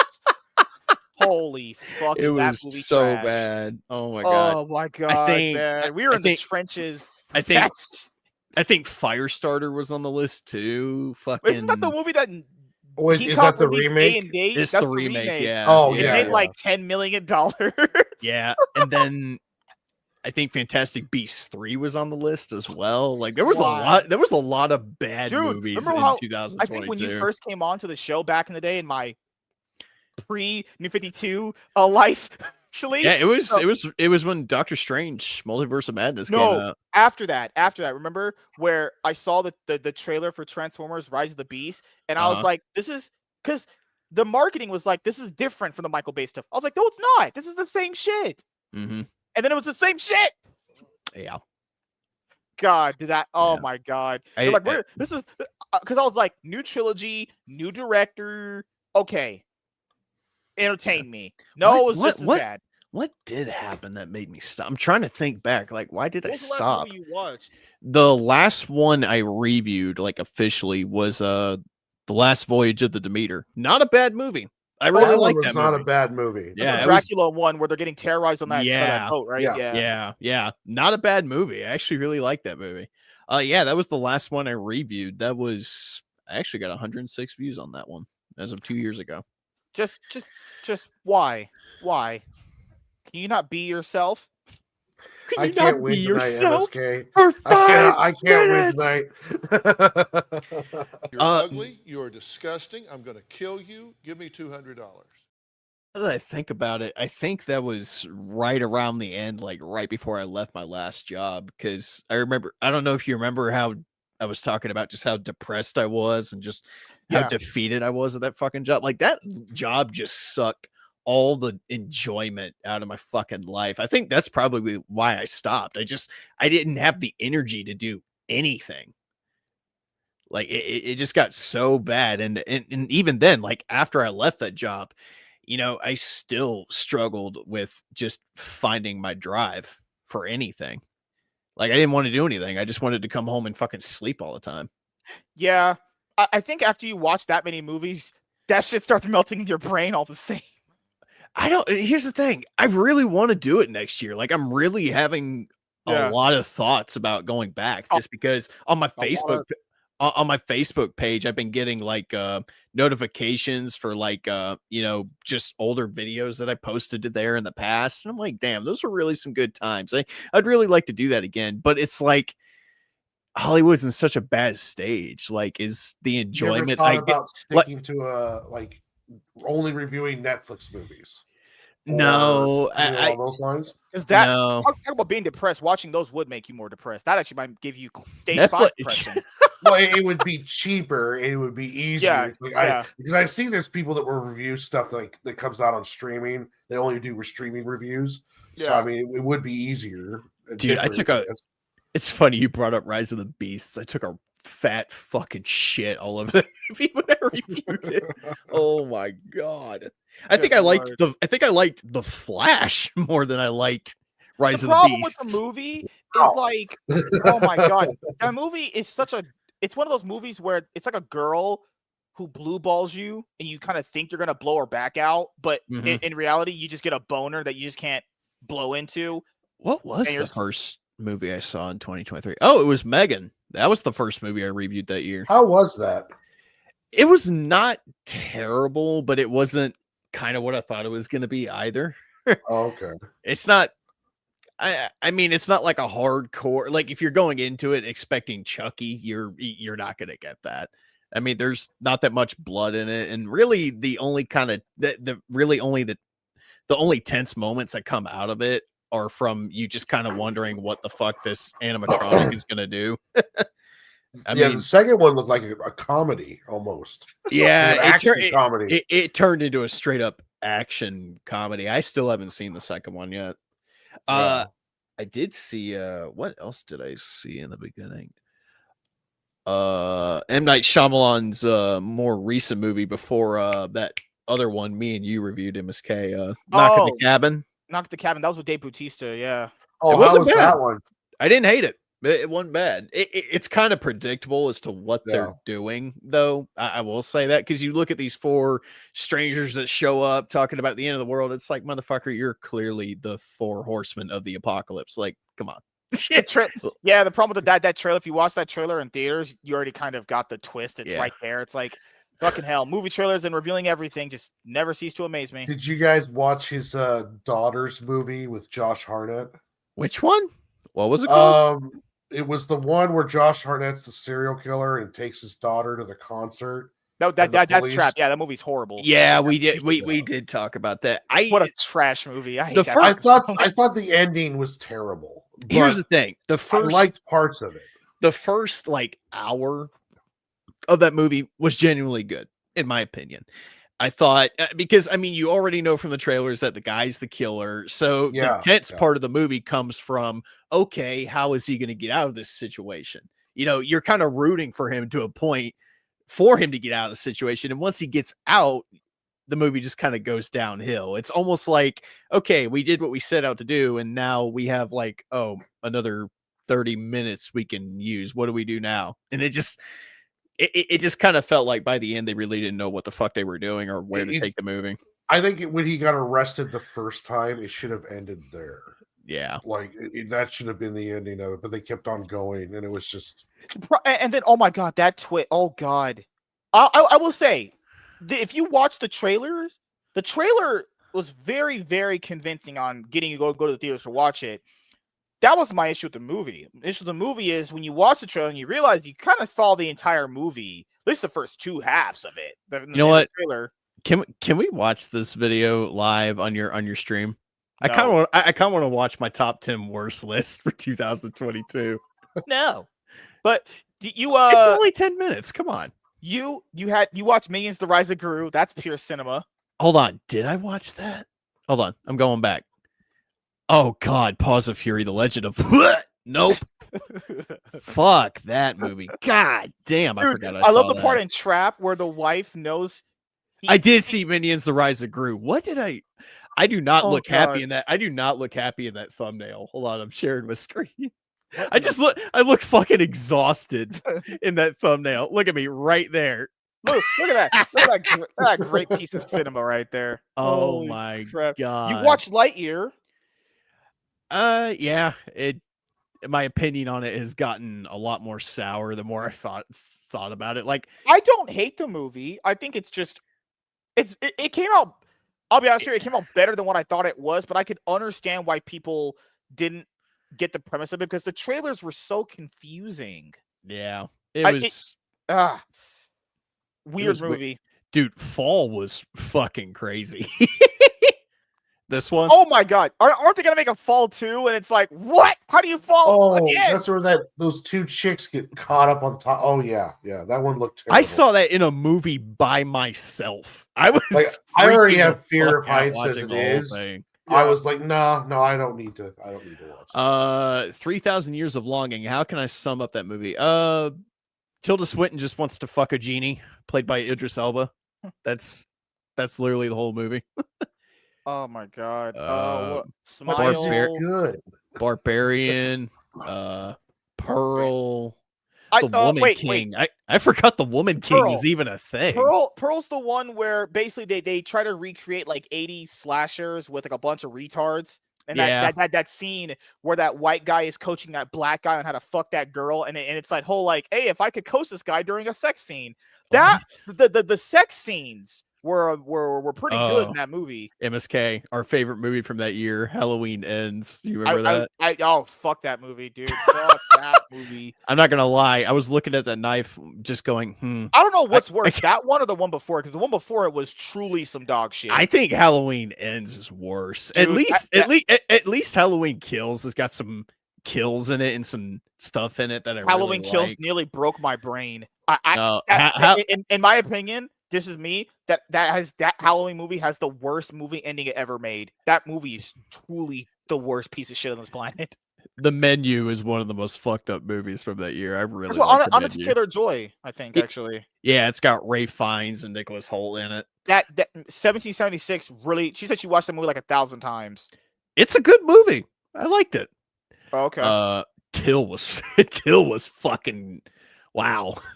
It wasn't bad. It was just really rough to sit through. Like I walked out of there just fucking depressed as shit. I was like, the Woman King, where I remember the controversy around that one, where basically they were trying to rewrite history that they weren't selling people into slavery. Yeah. Oh my god. Yeah. They were selling the part where they were stopping other slavers, but they were forgetting to mention the part that they were. I forgot. I forgot. Do you remember Beast? The one where Idris Elba fights a lion? Oh, yes, I watched that one. I remember, yes. I'll watch anything with Idris Elba in it. So. Oh, we did talk about The Invitation as well. I remember that. Invitation, what a masterpiece of cinema. It's a masterpiece of something. It's that movie definitely. I remember I went on a date with a girl to see that. It had the gayest sex scenes. It has the ugliest CGI. The premise of the movie it's not a horrible premise. It's a very good premise. Here's what I've said. Outside of premise, the whole movie falls apart. Also, it has a gay dude in there too. That guy was sitting there taking dick in that Gossip Girl Legacy sequel series. It take a dick all the way up his ass. Wasn't watching. Always tuned out when he took dick up his ass because I'm not a fucking Looney Tune or a I still think the build up in The Invitation is all right. It's just the final act is just I don't know what the fuck they were doing. They had that weird predictable. Remember that part of the movie where she's like, "I'm getting away," and then they capture her because it's clearly working for him. Well, it went from being a really cool slow burn kind of thriller horror film into just being Resident Evil. And I'm like, this is CGI. Dude, the CGI on that guy's fucking Dracula was horrible. I was like, who made that? You made that out of a fucking Party City store for $2.99 off a street corner. That shit looked terrible. I should show you what. God, it was so bad. Their sex was terrible, dude. She was getting on him, and she was kind of giving one stroke. I was like, she was like, oh yeah, bro. This lady hasn't even got on top of him. this is the worst sex scene I've ever seen in my entire life. She literally was trying to ride this guy's fat cock, and she didn't even get on top of him, and she already started. I'm like, what the fuck? Who has sex like that? Oh. Oh. She was hot though. I'll give the movie that. Oh my god, yeah. I don't really think black girls are all that, but that specific black lady is pretty solid. And she's not black; she's like light skinned. She's pretty solid. Yeah, she's pretty hot. All right, speaking of a topic. Oh yeah. Oh, gotta get into topics. Yeah, we'll give a topic 30 minutes in. There's no topics here. Don't you know what kind of show this is? The biggest lie told all year. Oh god. All right, let's go. Let's have some fun here. Let me get prepared to have sex with a few women tonight. Let me get into my YouTube content creator mode. That is false. That did not happen. Let me stop my screen for a second there. Okay, make sure it's good. Warren, you look pretty. Nate, you look ugly. MSK, you look great. All right. No? I always look pretty. All right. I feel pretty. Oh my god. Pretty. Wait a minute. I need literally. Okay.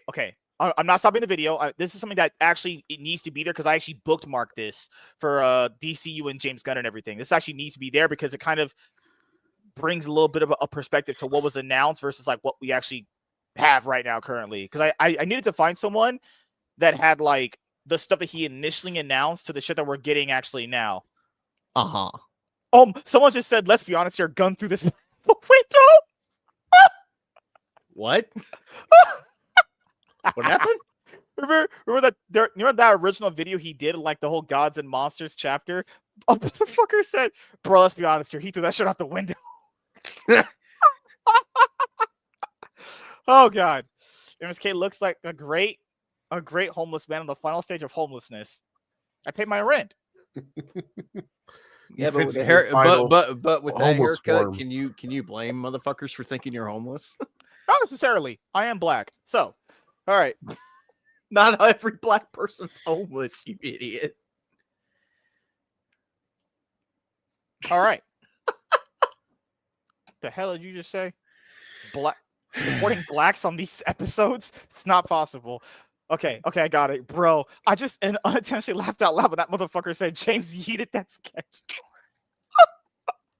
Oh shit! Yeah, James Gunn for sure yeeted that fucking original slate he gave off. That shit got yeeted.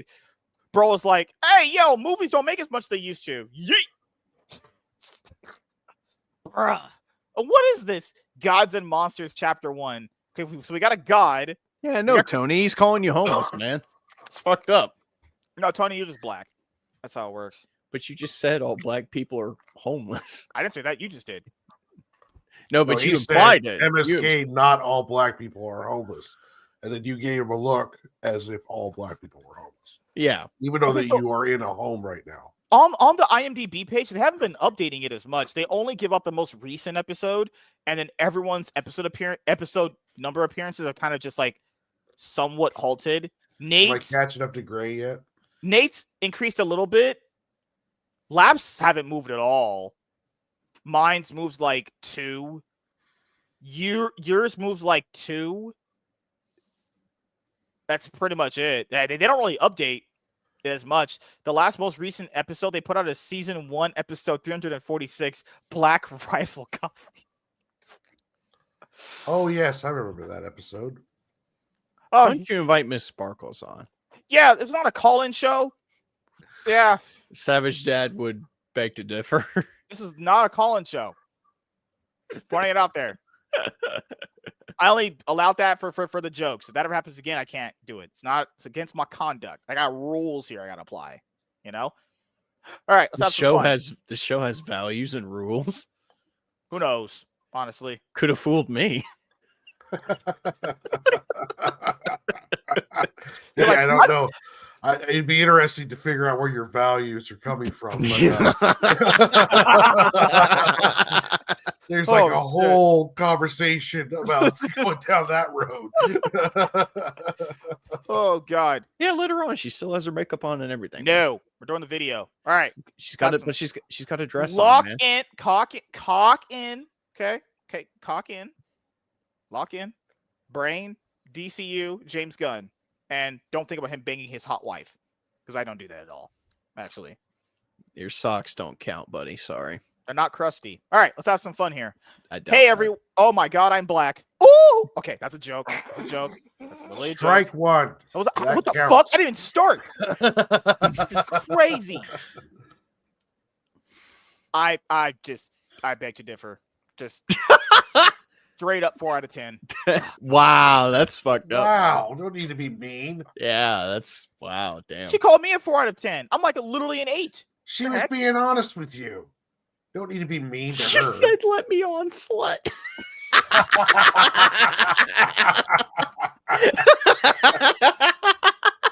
Oh God, man. You should do it. Come on. All right, no video. Let's lock in. Hey everyone, I am MSK, aka Master Swag King, coming at you guys today with another video. And if you guys are returning viewers or new viewers, then please consider subscribing to the channel if you have not already. Leave a like on this video if you enjoy it and comment down below. Also, make sure you guys hit the notification bell. That way you guys can get notified on whenever I upload a brand new video or go live. And in today's video, we are going to be talking about the new DCU TV series that got announced earlier this week. So earlier this week, we got the announcement of 2 new DCU TV series that are going to be going into development very, very soon and will be coming out, I guess, somewhere in 2026, late 2026, or maybe early 2027, actually. And I'm not going to lie here to you guys. When I actually saw this tweet on Twitter, You blew your load. specifically regarding the fact that James Gunn announces this initial slate back in 2023. It was like DCU Chapter 1 Gods and Monsters, and then someone retweeted it, that same video, and he was like, that motherfucker yeeted that slate out the window. And I was like, I'm not gonna lie, that shit actually made me just laugh out loud. Pretty funny, man. Holy shit. Because let's be honest here, a lot of that slate's probably just thrown out the window and has just more or less so gotten changed. So, the DCU started with Creature Commandos, then we got Superman, then we got Peacemaker Season 2, and then after that, we're going to be getting Lanterns, then Supergirl, then Clayface. Then we got these announcements of all these other TV shows and movies in development, but there's also something to talk about with this too, which is like, there was stuff that he already announced beforehand that he kind of canned. I'm pretty sure one of them was The Authority, because he had basically said, I had a movie all ready to go. It's all pretty much good in from like the script point of views and everything. But he said they just couldn't make it. Now, was it that I forgot the character's name. Maybe it was that character like Sergeant something or The Authority. It's one of those two, actually. Sergeant Rock. Yeah. Yeah, something like that. Yeah, Sergeant Rock. Yeah. The Authority, he said they just couldn't get the script right. And I don't want to play James Gunn Protector or White Knight, but at the same time, he did say that he was not going to approve a project unless the script was good. Mm-hmm. If you're going to live by that, then you're going to see a changing schedule. Because if they can't hammer down a script, then they shit can and move on to the next thing. Right. I do believe, though, that I was worried about his pacing, but then when we did the top 10, or we did the top tier video for Marvel movies, and I realized that Marvel had Iron Man 1 and 2 out before Captain America and Thor. So it's not uncommon to do Superman, Man of Tomorrow, and then we'll get a Batman and Wonder Woman. So I still have high hopes for it, but yeah, it's the schedule's going to change all over the place. With Man of Tomorrow, remember that thing you just said? He said movies don't get green lit or basically announced until the script is done. That didn't happen with Man of Tomorrow. So the sequel to his Superman movie, Man of Tomorrow, is coming out 2027 or is next year? No, 2027. I'm pretty sure 2027. Yeah. Right. Literally, after it got announced, he had said this on, I think, Threads, where he said basically, no, I'm completing the script now. Whoa. This movie already got announced. What the fuck? So that's my well, thing. he might feel confident about it. Yeah, I but don't it's so know. weird Yeah. how, like, he had said, I'm not going to announce shit unless it's literally we have a script done. But he did actually change up a lot with the Brave and the Bold Batman movie that was supposed to be based off the Grant Morrison Batman run, but I'm pretty sure at this point now that got thrown out the window for an idea, and that's all going to be changing. Because I remember Andy Muschietti, or it was James Gunn, he had said we'll be able to talk about it very soon, and they've been kind of. I know either him or Andy had said they have a writer for it, but they're kind of hammering down the idea for the movie. It's like, Yeah.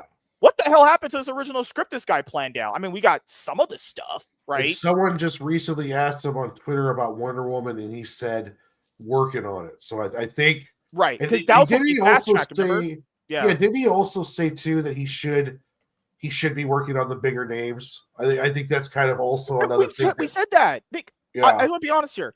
I understand this thing that he does where he likes tackling more underrated characters. That's completely fine. I do believe there should be a world where they get to have some love. But if you are trying to build out the universe, you need the big building blocks, right? Like Superman, obviously that's a great thing to start out with. That's fine. Supergirl, you could even make the argument for is a nice little building block to have there. But when you're getting to this territory of like, I'm going to bring it up here, right? Authority, okay, Swamp Thing, and Kimai will say these aren't bad characters, right? If you like them, I'm not saying they're bad, but to build a universe, you probably want to build it, at least in this day and age, with characters that are pretty familiar with the audience, right? People are gonna say, but the MCU did it, blah blah blah. Okay, first of all, just knock that argument out of the way.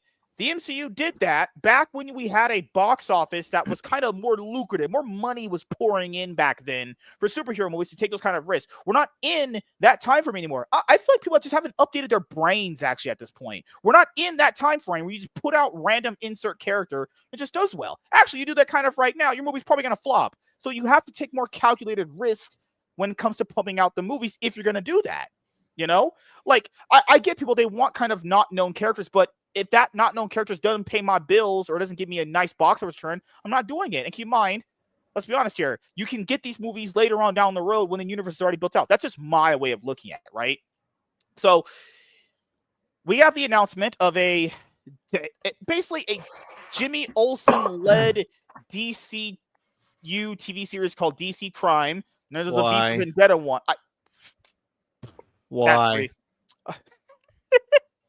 I don't give a fuck. Why?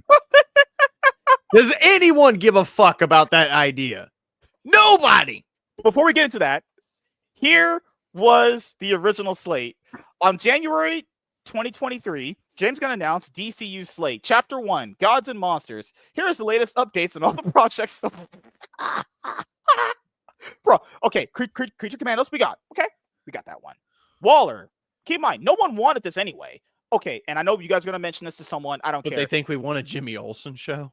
Before we say that, cover one thing. So, you remember that that YouTuber I used to be around a lot, and his name was Jody's Corner? He had a exclusive scoop that they were not going to actually do the Waller TV show.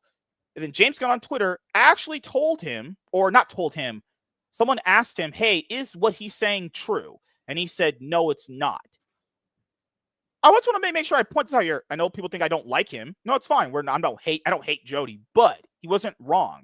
We haven't gotten a Waller TV show, and we're not going to be getting one anytime soon. Does it look like we're going to be getting a Waller TV show? Like, really be honest with yourselves here. In this kind of climate. I remember at one point he was talking the Waller show was essentially going to be Peacemaker season 2 because it was going to be the Peacemaker cast with Waller, and then we get Peacemaker season 3 or 2 would come out later.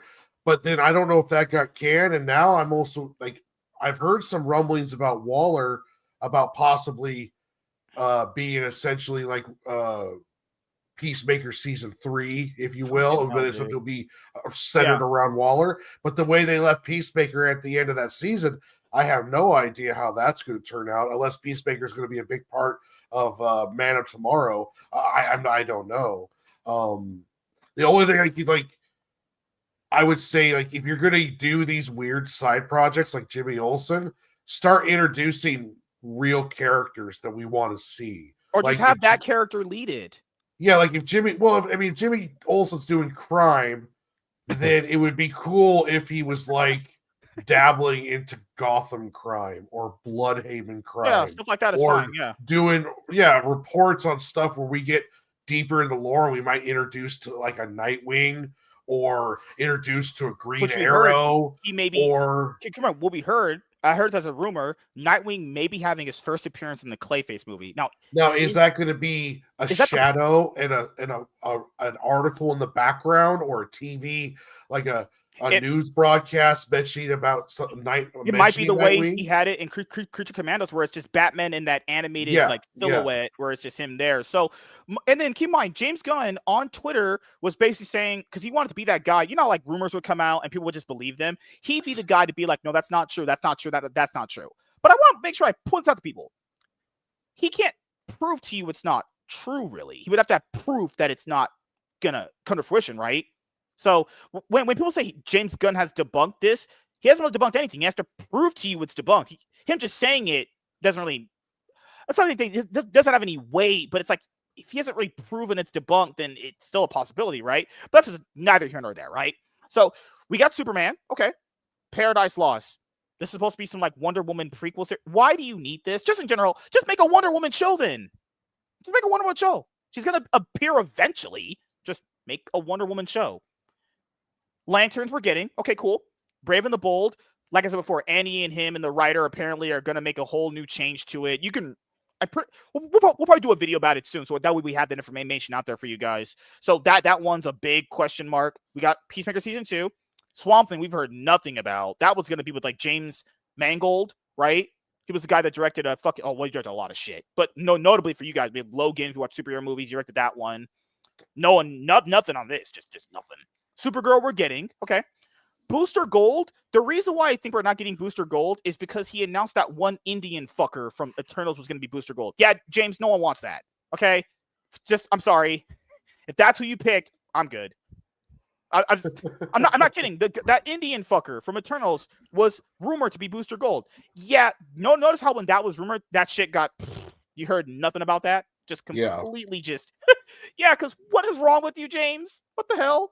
The Authority, this one he said they had a completed script ready to move forward, but he just didn't feel confident enough in it. Okay, fair enough. If he didn't feel confident in it, fair enough. That's fine.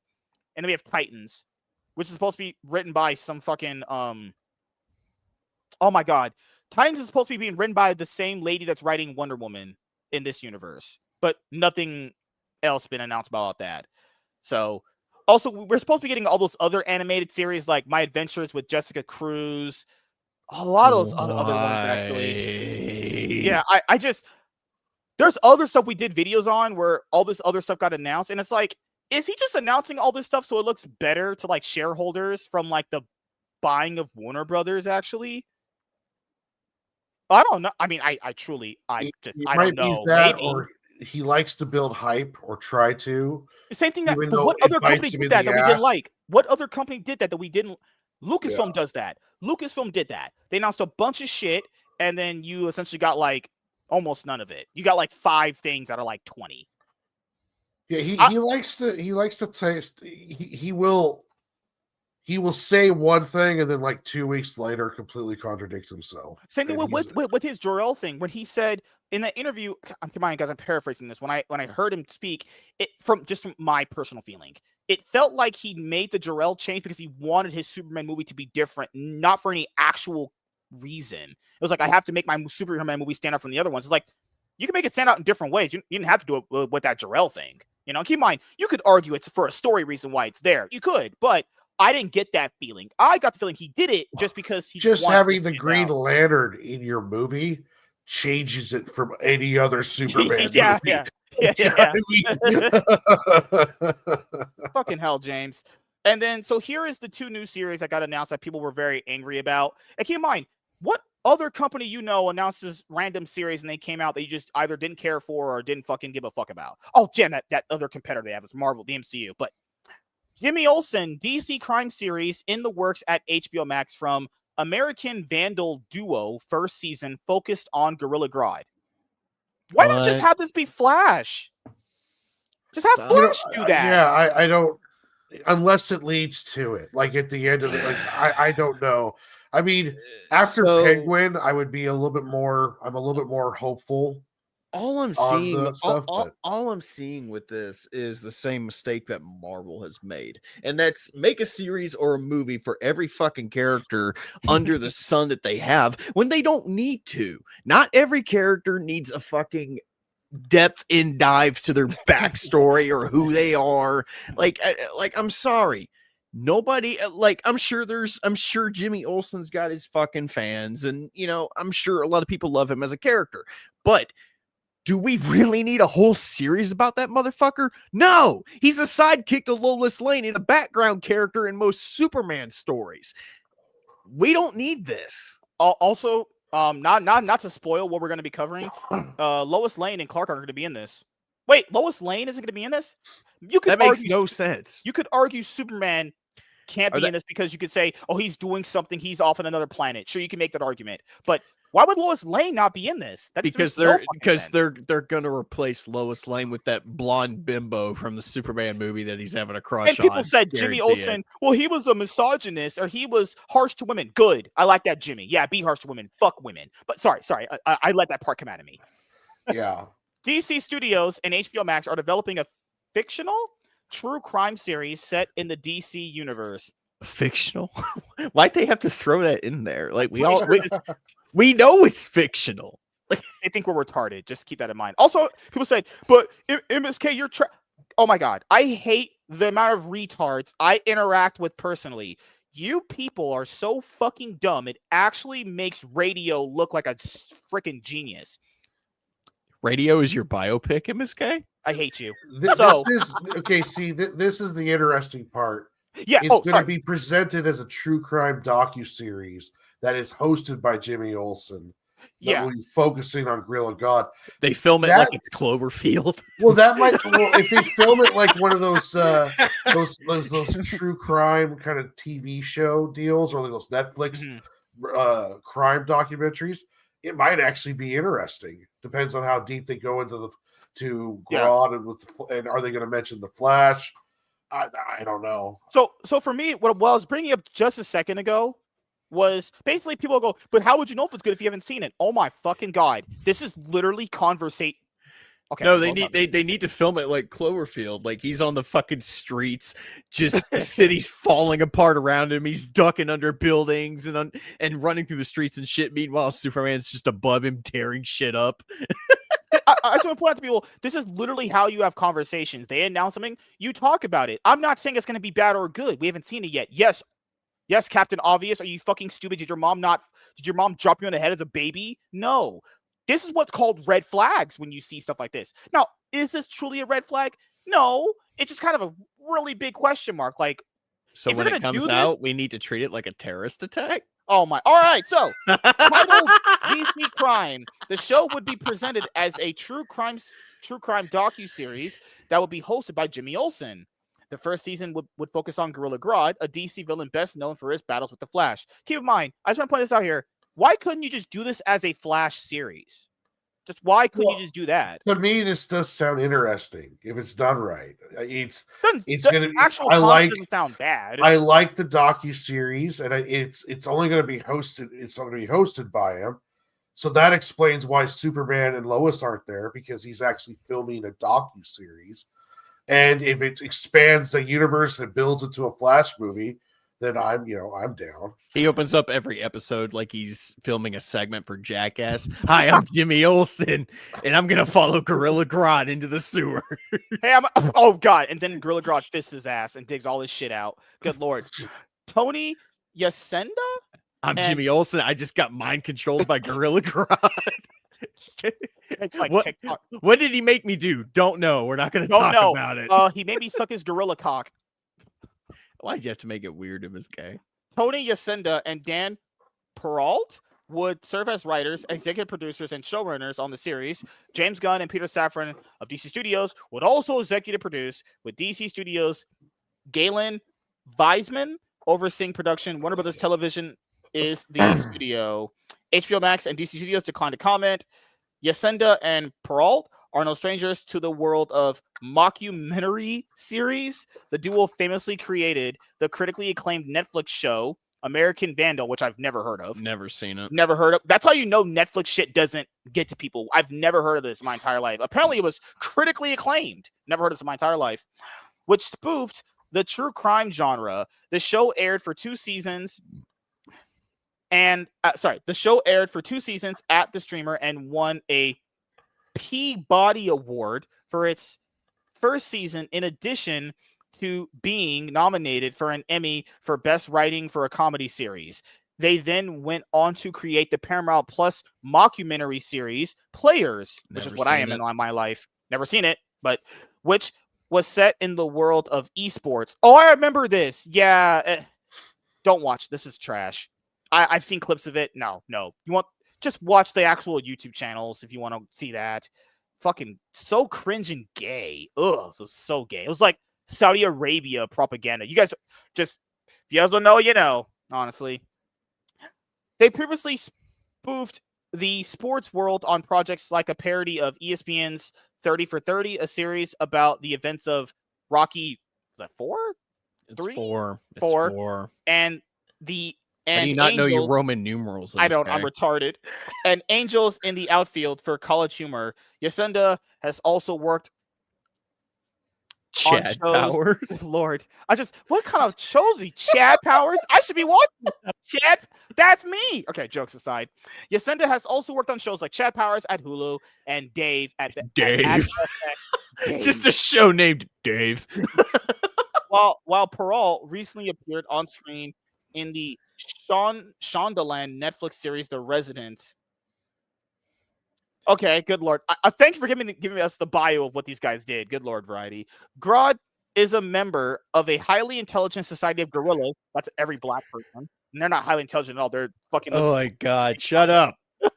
Dude, that was a layup right there. Just Come on, keep dude. barely reading the article. God. You're already boring us with your reading, MSK. Just get it over with. Okay. Grodd is a member of a highly intelligent society of gorillas that gains psychic powers and other abilities after coming into contact with an alien spaceship. The character first appeared in the pages of DC Comics in 1959. He has been featured across a number of DC animated series and films, while the character made multiple appearances in the CW's Arrowverse shows, most notably The Flash. His appearances were always kind of fun on The Flash. I always enjoyed them, honestly. Gunn and Safran are in the process of building out an interconnected film and TV universe for DC. On the TV side, HBO will air the drama series Lantern, starring Kyle Chandler and Aaron Pierre as Green Lanterns, Hal Jordan, and Jon Stewart. No premiere date has been set at this time, but is expected to premiere in early 2026. Variety also reported that a V for Vendetta TV series is currently in the works, which is right here. So basically, there's a V for Vendetta series in the works. Like, now, is this going to be part of the DCU, or we're just announcing just random shit so it looks more beautiful to our shareholders if they want to like sell the company? Like, do people actually want a V for Vendetta TV series? Keep in mind, guys. Yes, we'll have to see if it's written well. When these things are announced, your brain should go, "What?" If it's not a bad idea. Well, considering we're probably heading into a future that's probably going to be close to V for Vendetta anyway, probably. I think V for Vendetta fits now in today's society probably better than it did when it was first made or when that movie was made. So I don't know. Tony said MSK reads like a Sunday school teacher. Very hot Sunday school teacher. A V for Vendetta TV series is currently in development at HBO. Variety has known exclusively. According to sources, Pete Jackson is attached to write the series adaptation. James Gunn and Safran, DC Studios, will be executive producers, as will Ben Stevenson via Poison Pen and Leanne Klein. What are these names they have anymore? Can people have regular names and shit? God damn. V for Vendetta began as a comic serial written by Alan Moore and illustrated by David Lloyd. It debuted in 1982 in the British anthology Warrior, with DC taking over publishing it in 1988. The story is set in Britain in a dystopian, non-too-distant future in which the country is controlled by the fascistic... I can't. Oh my god, words are hard. But whatever, it's fine. You get a V for Vendetta series eventually. Is it going to be in the DCU? I have no fucking clue. But, that's what happens when you get to these things. We just announce stuff because reasons. Don't you guys just want more stuff? Consume it, bitch. Consume all my shit. All right. Here. So, long story short, DC, they're making things, and they may or may not be coming. There you go. Just like my wife. But all right. we've established you come into socks, MSK. Okay, so I just want to go over the list of shit they had so we can miss anything because this will keep us there. Okay, so that's TV. Let me go back to movies really quickly. Okay, so we got Superman, Supergirl. These are coming out. Man of Tomorrow 2027. The Authority is just like my dad. We don't know if it's coming. Who knows if it will. But the Batman movie.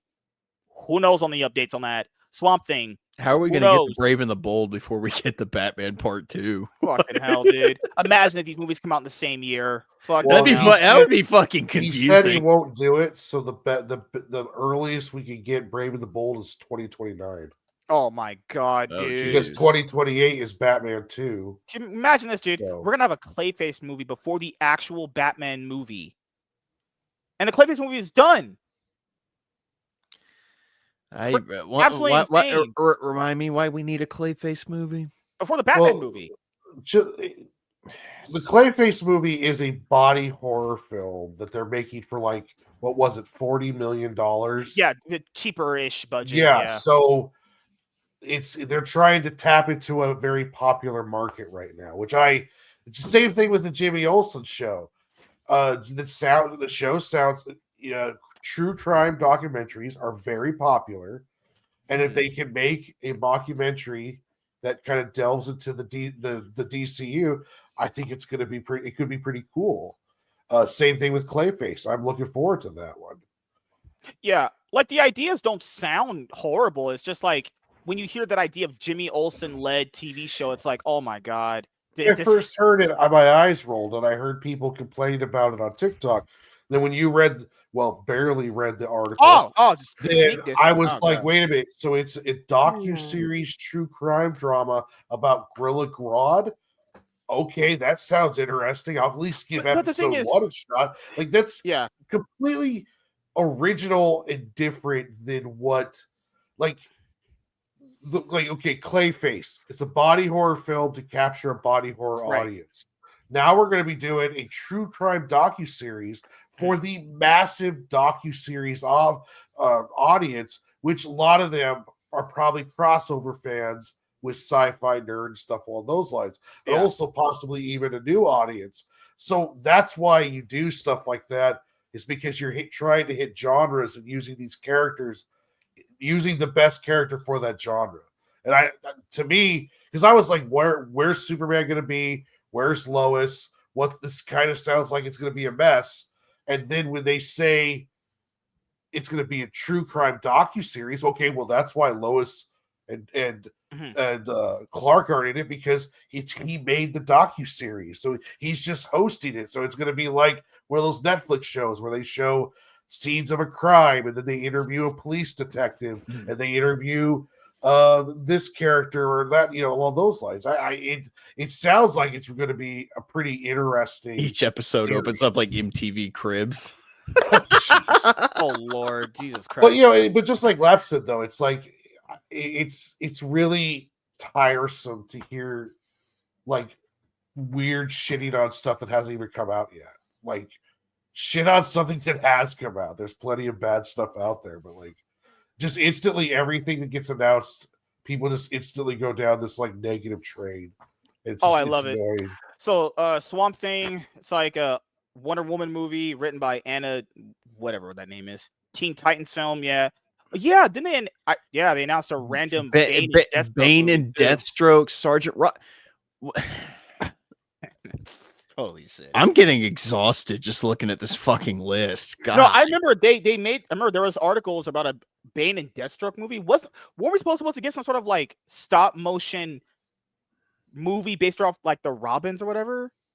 They're supposed to come out like 2028 or some shit. Like you can't do that without introducing Dick Grayson first. I don't even know. Like, come on. So here's the shows. Yeah, we got some of these. These are coming out. These are pretty much just we don't know, honestly. They're not doing another Blue Beetle series. No way. Mr. Miracle, that's the animated one that's gonna be Tom King's showrunner because that's his most famous comic. A lot of people know him for. We just have DC Crime. So, yeah, I mean, I don't know.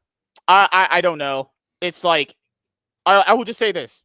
I'll try out episode 1 and see if it's for me. Maybe I try the whole season out. But I think the idea. I think what people I think what people rolled their eyes at was that it was Jimmy Olsen led. And it'd be like, if you're gonna introduce that villain, why not have just that hero do that? Be like him explaining it to you. Why does it be Jimmy Olsen doing it? I think that's where the disconnect comes from. It's like Jimmy Olsen leading it versus the hero that's gonna fight that villain eventually. But why would Wally West, a police forensic scientist, be hosting a docu-series about Gorilla Grodd? Now you can make the argument that he would interview police forensic because Gorilla Grodd attacked that city, but what they're doing is they're taking a character they established in the Superman movie, Jimmy Olsen, and they're putting him into this docu-series, which is going to be, there's going to be no like normal day Jimmy Olsen stuff. This is going to be, it's a true crime documentary, so it's going to be essentially just him hosting it, and then it's going to go into Gorilla God, which will probably go into the whatever the city, Flash's city is called. It could start delving into other villains. We might see a Captain Cold talked about. We might get more people, maybe other people in Flash's side audience introduced. I'm not exactly sure, but it's like that's what I said. It's pretty much that's how I'm feeling about it announced. It's just basically wow me. It doesn't sound like a terrible idea in concept. Just it's all pretty much at that point. I like the concept, just execute it well and maybe you might. I think this is the show that could actually impress people more if you look at the concept than the other ones they announced. It's doing that kind of style that you explained. That's always a fun concept. Like having I was rolled my eyes. I was like, I don't want to watch Jimmy Olsen do anything, especially if you're going to try to explain why Superman's not there. I just thought it was dumb. But then when I found out the details, I was like, oh well, that sounds interesting. That could be actually pretty good. So yeah, let's go for it. I'm down, but I don't know for sure though. We'll have to know more when it comes up. Yeah, apparently, I mean it's coming out in 2026, so they should start filming very, very soon. Well, Nate, what is your final thoughts about the stuff that we talked about in the video today? I mean, Jimmy Olsen show, sure, release it. We'll see what it's like, but I'm not going to get excited over it. All I looked at was just a list of shit that's probably not even half of it's going to see the light of day. I just don't get the whole Paradise. The one that I don't get is Paradise Lost. Just make a Wonder Woman show. Why? And that was the one he said is going to be like Game of Thrones related. Oh, Jesus Christ. Here's what I would do. Instead of having, if you really want to do a Jimmy Olsen show, that's fine. Just don't center it on one major villain. The way I would do it, I would make it like a multi-episode series just covering like a different villain, like each episode, like have each episode be centered on like a different thread or a different villain, just kind of setting them up for the DC universe. Like, Warren brought up Captain Cold earlier. Maybe an episode opens up with them investigating a murder where someone was like frozen to death. And, they worked through the whole fucking episode trying to figure out what the hell is going on. And then at the end of the episode, you're like, holy shit, that's Captain Cold. Do you know what I mean? Mm-hmm. And then cool, you've established Captain Cold, or another episode they introduce like Heat Wave or something like that. Maybe do something like that instead of just going, oh, here's Gorilla Grodd for the whole series in a Jimmy Olsen led show. Oh, okay. It's gonna open with him. Hey, I'm Jimmy Olsen, and I have a 9-inch dick, and I hate black women. That's how you tank the show, and literally, I just don't see the point in one. I mean, if you want to tell more stories with Jimmy Olsen, that's fine. It's just I just don't think a character like Jimmy Olsen is warranted his own show. I'm sorry. Once again, I'm sure there's a lot of people that like Jimmy Olsen as a character, but personally, I just don't think that character's warranted an entire show to himself. I think that's the only turnoff point of it. It's like it's Jimmy. I would say this: if you're gonna do this, I as an would idea, agree if it was about Jimmy Olsen, but it's about Jimmy Olsen hosting a docu-series. So it's not, I mean, to me, all I think of is you're barely going to see him because he'll probably be off camera interviewing people if it's like the ones you see like on. I still think I think it'd be cool if they filmed it like a found footage style horror film where he's caught in a fucking crisis and the whole series is him just trying to find a way out. I just want me some more Rachel Brosnahan because she's just so drop dead gorgeous. But she was cheating on her husband, so fuck that whore. You know, like she's for the streets, obviously. But it should be like, hey, when I was with Jimmy going on these adventures, I accidentally blew him because we got really horny. Like, come on, James, come on, dude. Yeah, just like the time I accidentally typed in horse porn into my computer. This never happened, obviously. And There's that was so many letters to accidentally type. There's too many letters. Way too many. So, for me, I mean, just wow me. It's not. I'm only slightly turned off by just it being Jimmy Olsen led, but just entertain me. Hey, convince me. You'll convince me this is here. We are now. Entertain us. Are you not entertained? Yeah. So yeah, I mean, I don't know where the DCU is going to end up. You know, in 3-4 years from now, pending this potential split of the company with Discovery and Warner Brothers, or whoever's going to buy them.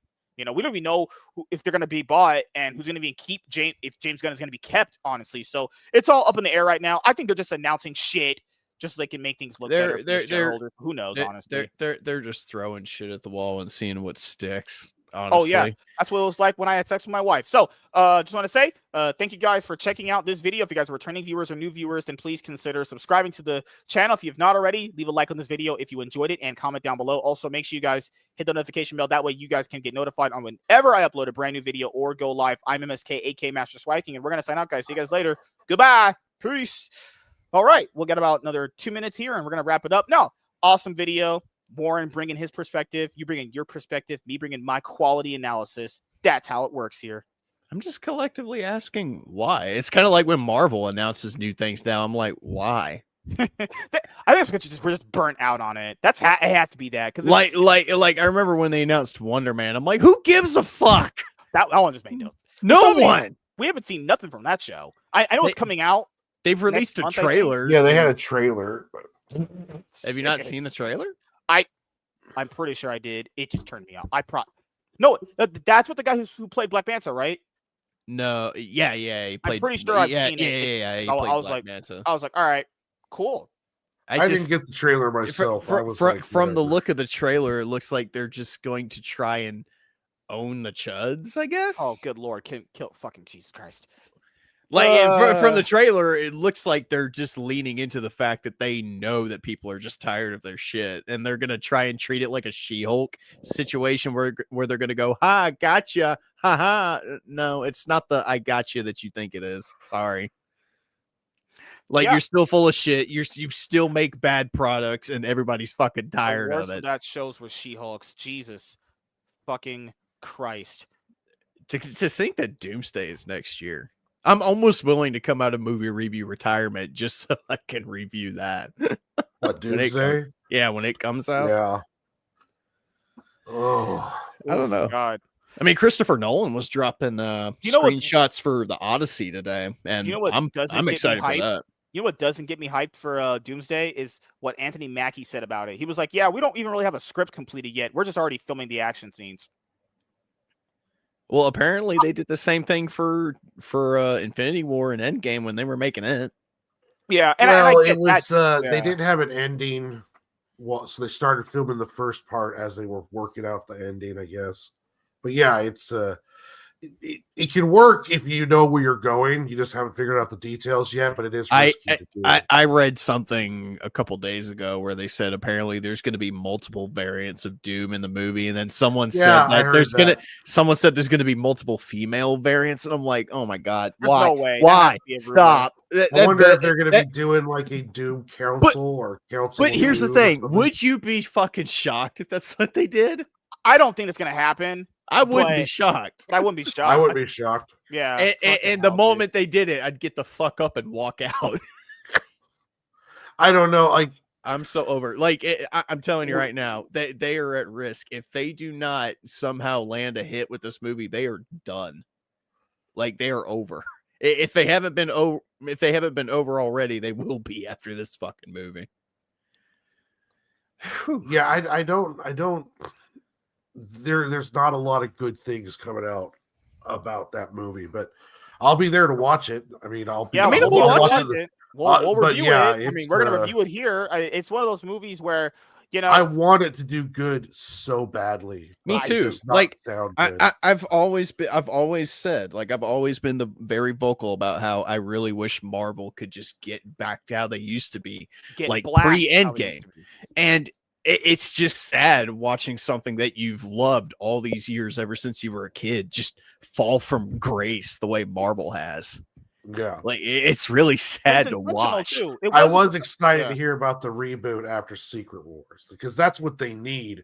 I think they'll fuck. I think they'll fuck that up too. Well, there's a good chance of that. But. Here's the thing: the only way a reboot truly works, especially the way Marvel's talking about doing it, is if they've learned their fucking lesson. If they haven't learned a damn thing from any of the bullshit that's happened these past couple of years, and then they do the reboot and just keep doing the same shit, it's not going to work. That's the problem. It's like, okay, you say you're going to do the reboot, but when you do the reboot, are you going to do what people actually want?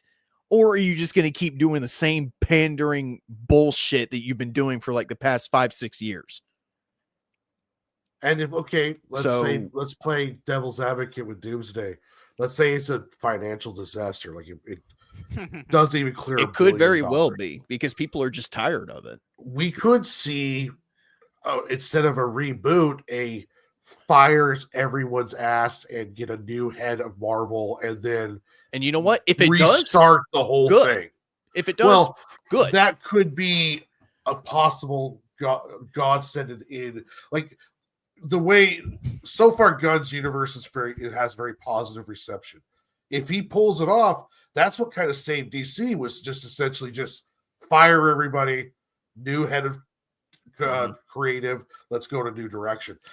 It might happen with Marvel because I don't know. Like, do you make Secret Wars if Doomsday is a disaster, or do you just keep going? Like, well, it's like you said. I want Doomsday to be great. I want to walk in there and have it blow my fucking socks off like Infinity War and Endgame did. I want that really fucking badly, but reality dictates it might not do that. Well, it's the next problem with this one, because so people have said, well, it's an Avengers. And to be fair, it's a twofold thing. So I think just based off the name it alone, it's going to do well somewhat. I'm not saying profitable. I don't know, but I do think it'll get some level of money because it says Avengers, and the trailers themselves will probably get you some money there. The problem with this movie that it doesn't have with the other ones is like there's no real lead and build up to it. The only real actual build up it got is from like that ending. Here's the thing: end credit scene in Thunderbolts and the end credit scene in Fantastic Four. That's the only build up it actually had at all.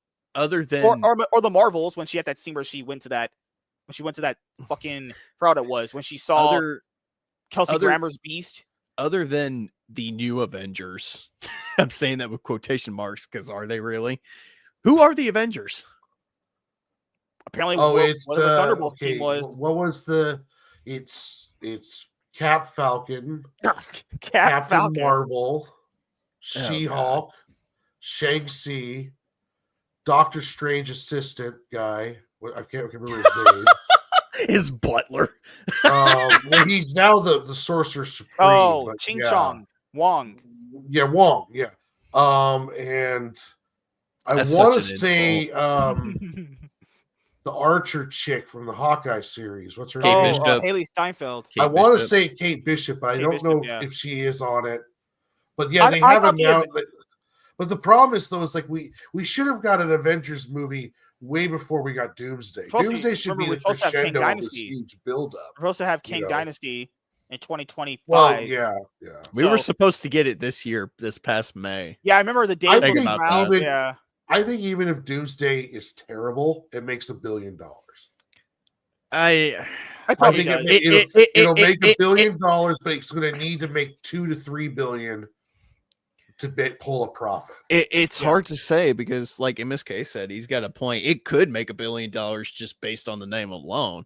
Well, But yeah, at the that's what same, I but, think. but at the same time, going into it, you still got to take in the account of just the pattern of the way Marvel's been going these past couple of years. Like people have been very vocal about just how tired they are of this shit. So are people just magically going to forget about that the moment they see Avengers? Well, we know they have to because Well, I think it's going to they have brought the back Deadpool, they the brought Deadpool green effect. I think it'll have that effect.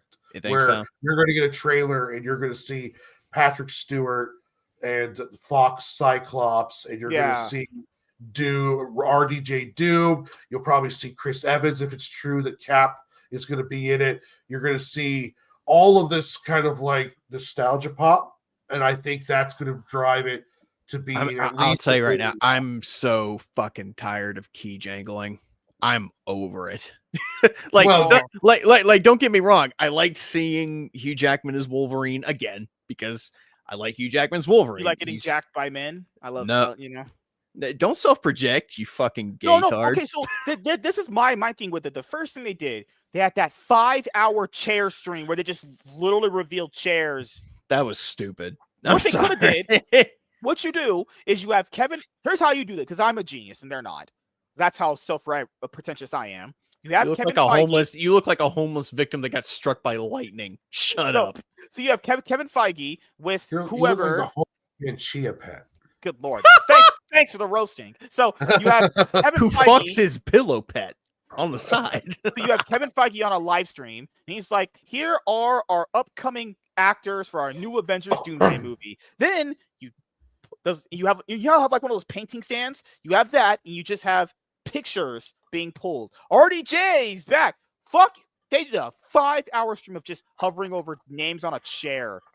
Not creative. Just stupid. Oh, and the other thing I want to bring up, which is the thing that you guys had said, it's pretty much you would go see this movie not just because of the Avengers movie, but because they've announced so many other characters. Keep in mind, they're gonna bring you to this movie about characters you liked in shit that had nothing to do with this universe, like Fox X-Men characters that you haven't seen in God knows how long, unless you count the cameos and other movies. And are they going to be the same ones from those movies, or are they going to be just variants? Probably. No, it's good. Well, they got James Marsden back. They got Patrick Stewart back. And Nightcrawler coming back. Well, they won't be the Fox universe characters. Alan Cumming is like 65 years old. How the fuck are they going to do that?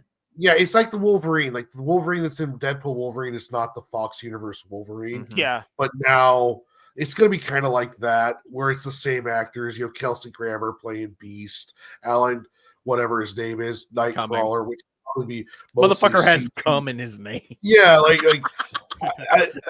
but here's the thing too: is like, okay, you're going to show a trailer, and you want all these people to come into it. You can't show fucking Cap Falcon and Captain Marvel because no one gives a shit about these characters. So they got to bring in people for a trailer where it's like, oh shit, there's RDJ.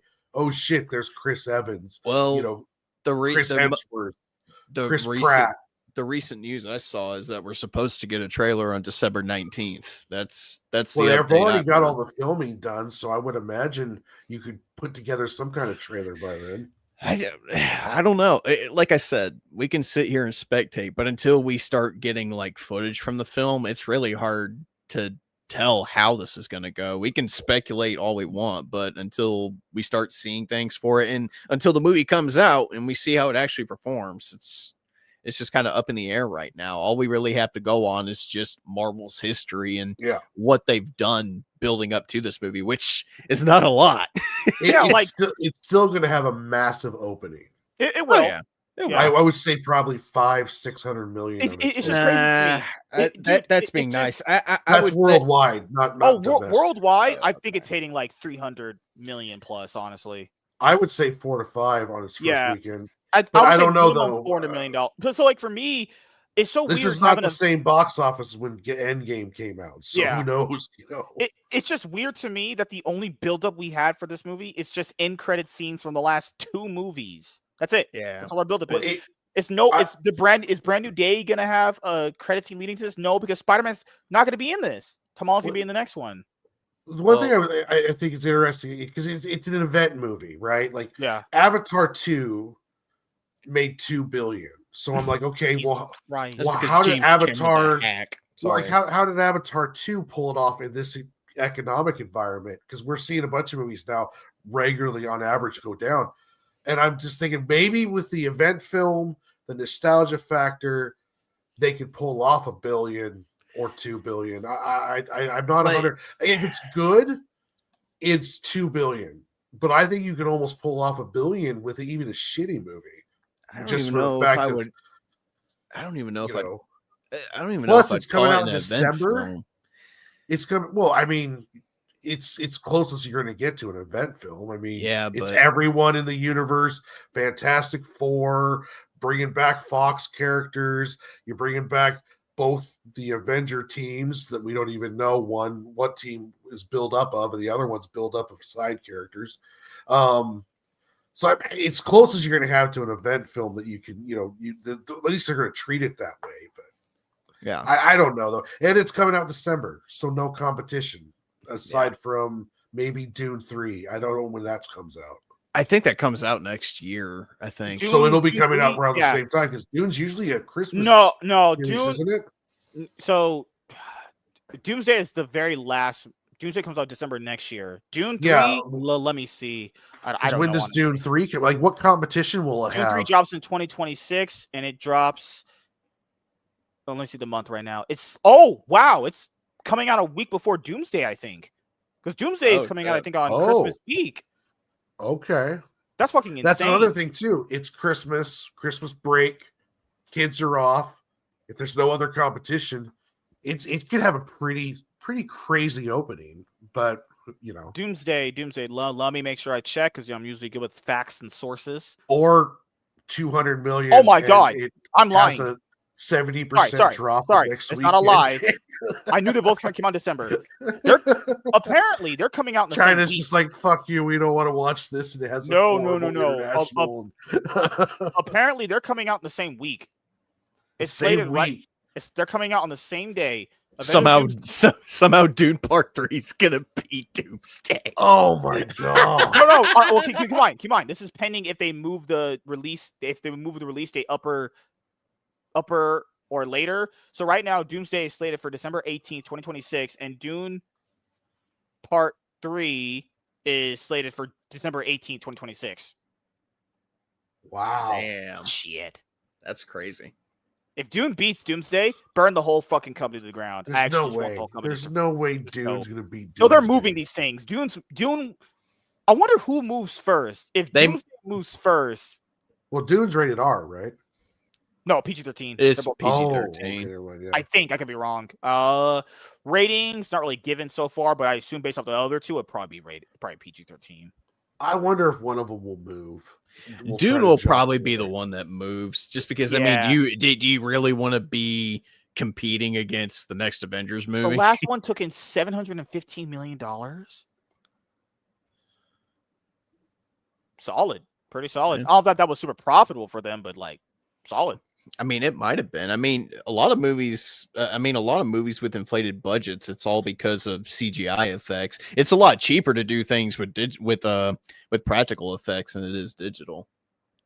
Yeah, and keep in mind, they also either spend less money because tax credits or spent more money than they say. It's all weird up in the air. But yeah, we're gonna head out of here. We'll do outros, starting with Full Metal Nate. Do you have anything planned coming up that you would like to let the audience know about? Yeah, next weekend at 6 p.m. EST, Cursestrad episode 24. The party is in a world of shit right now as they've stumbled upon an old windmill where a group of hags have been kidnapping children and turning them into pies. So they're going to be getting into a pretty crazy fight next episode, which could lead into some crazier shit down the line. Yeah, that's going to be episode 24. I'm working on more campaign 2 stuff, just doing some gaming live streams on the side. I need to get back to playing Resident Evil 7. I've been very bad about trying to find time to play that. It's been a fucked up week. But when I'm not doing any of that, you can find me here. You can find me on the Weekly Rogues Gallery with Iron Oxide. That is tomorrow. You can come check us out there. You can find me on Touchgrass with Theo Snodgrass on occasion. And you can find me on Insert Title here with Drunken Emerald Arrow. And that's about it for me. Hell yeah.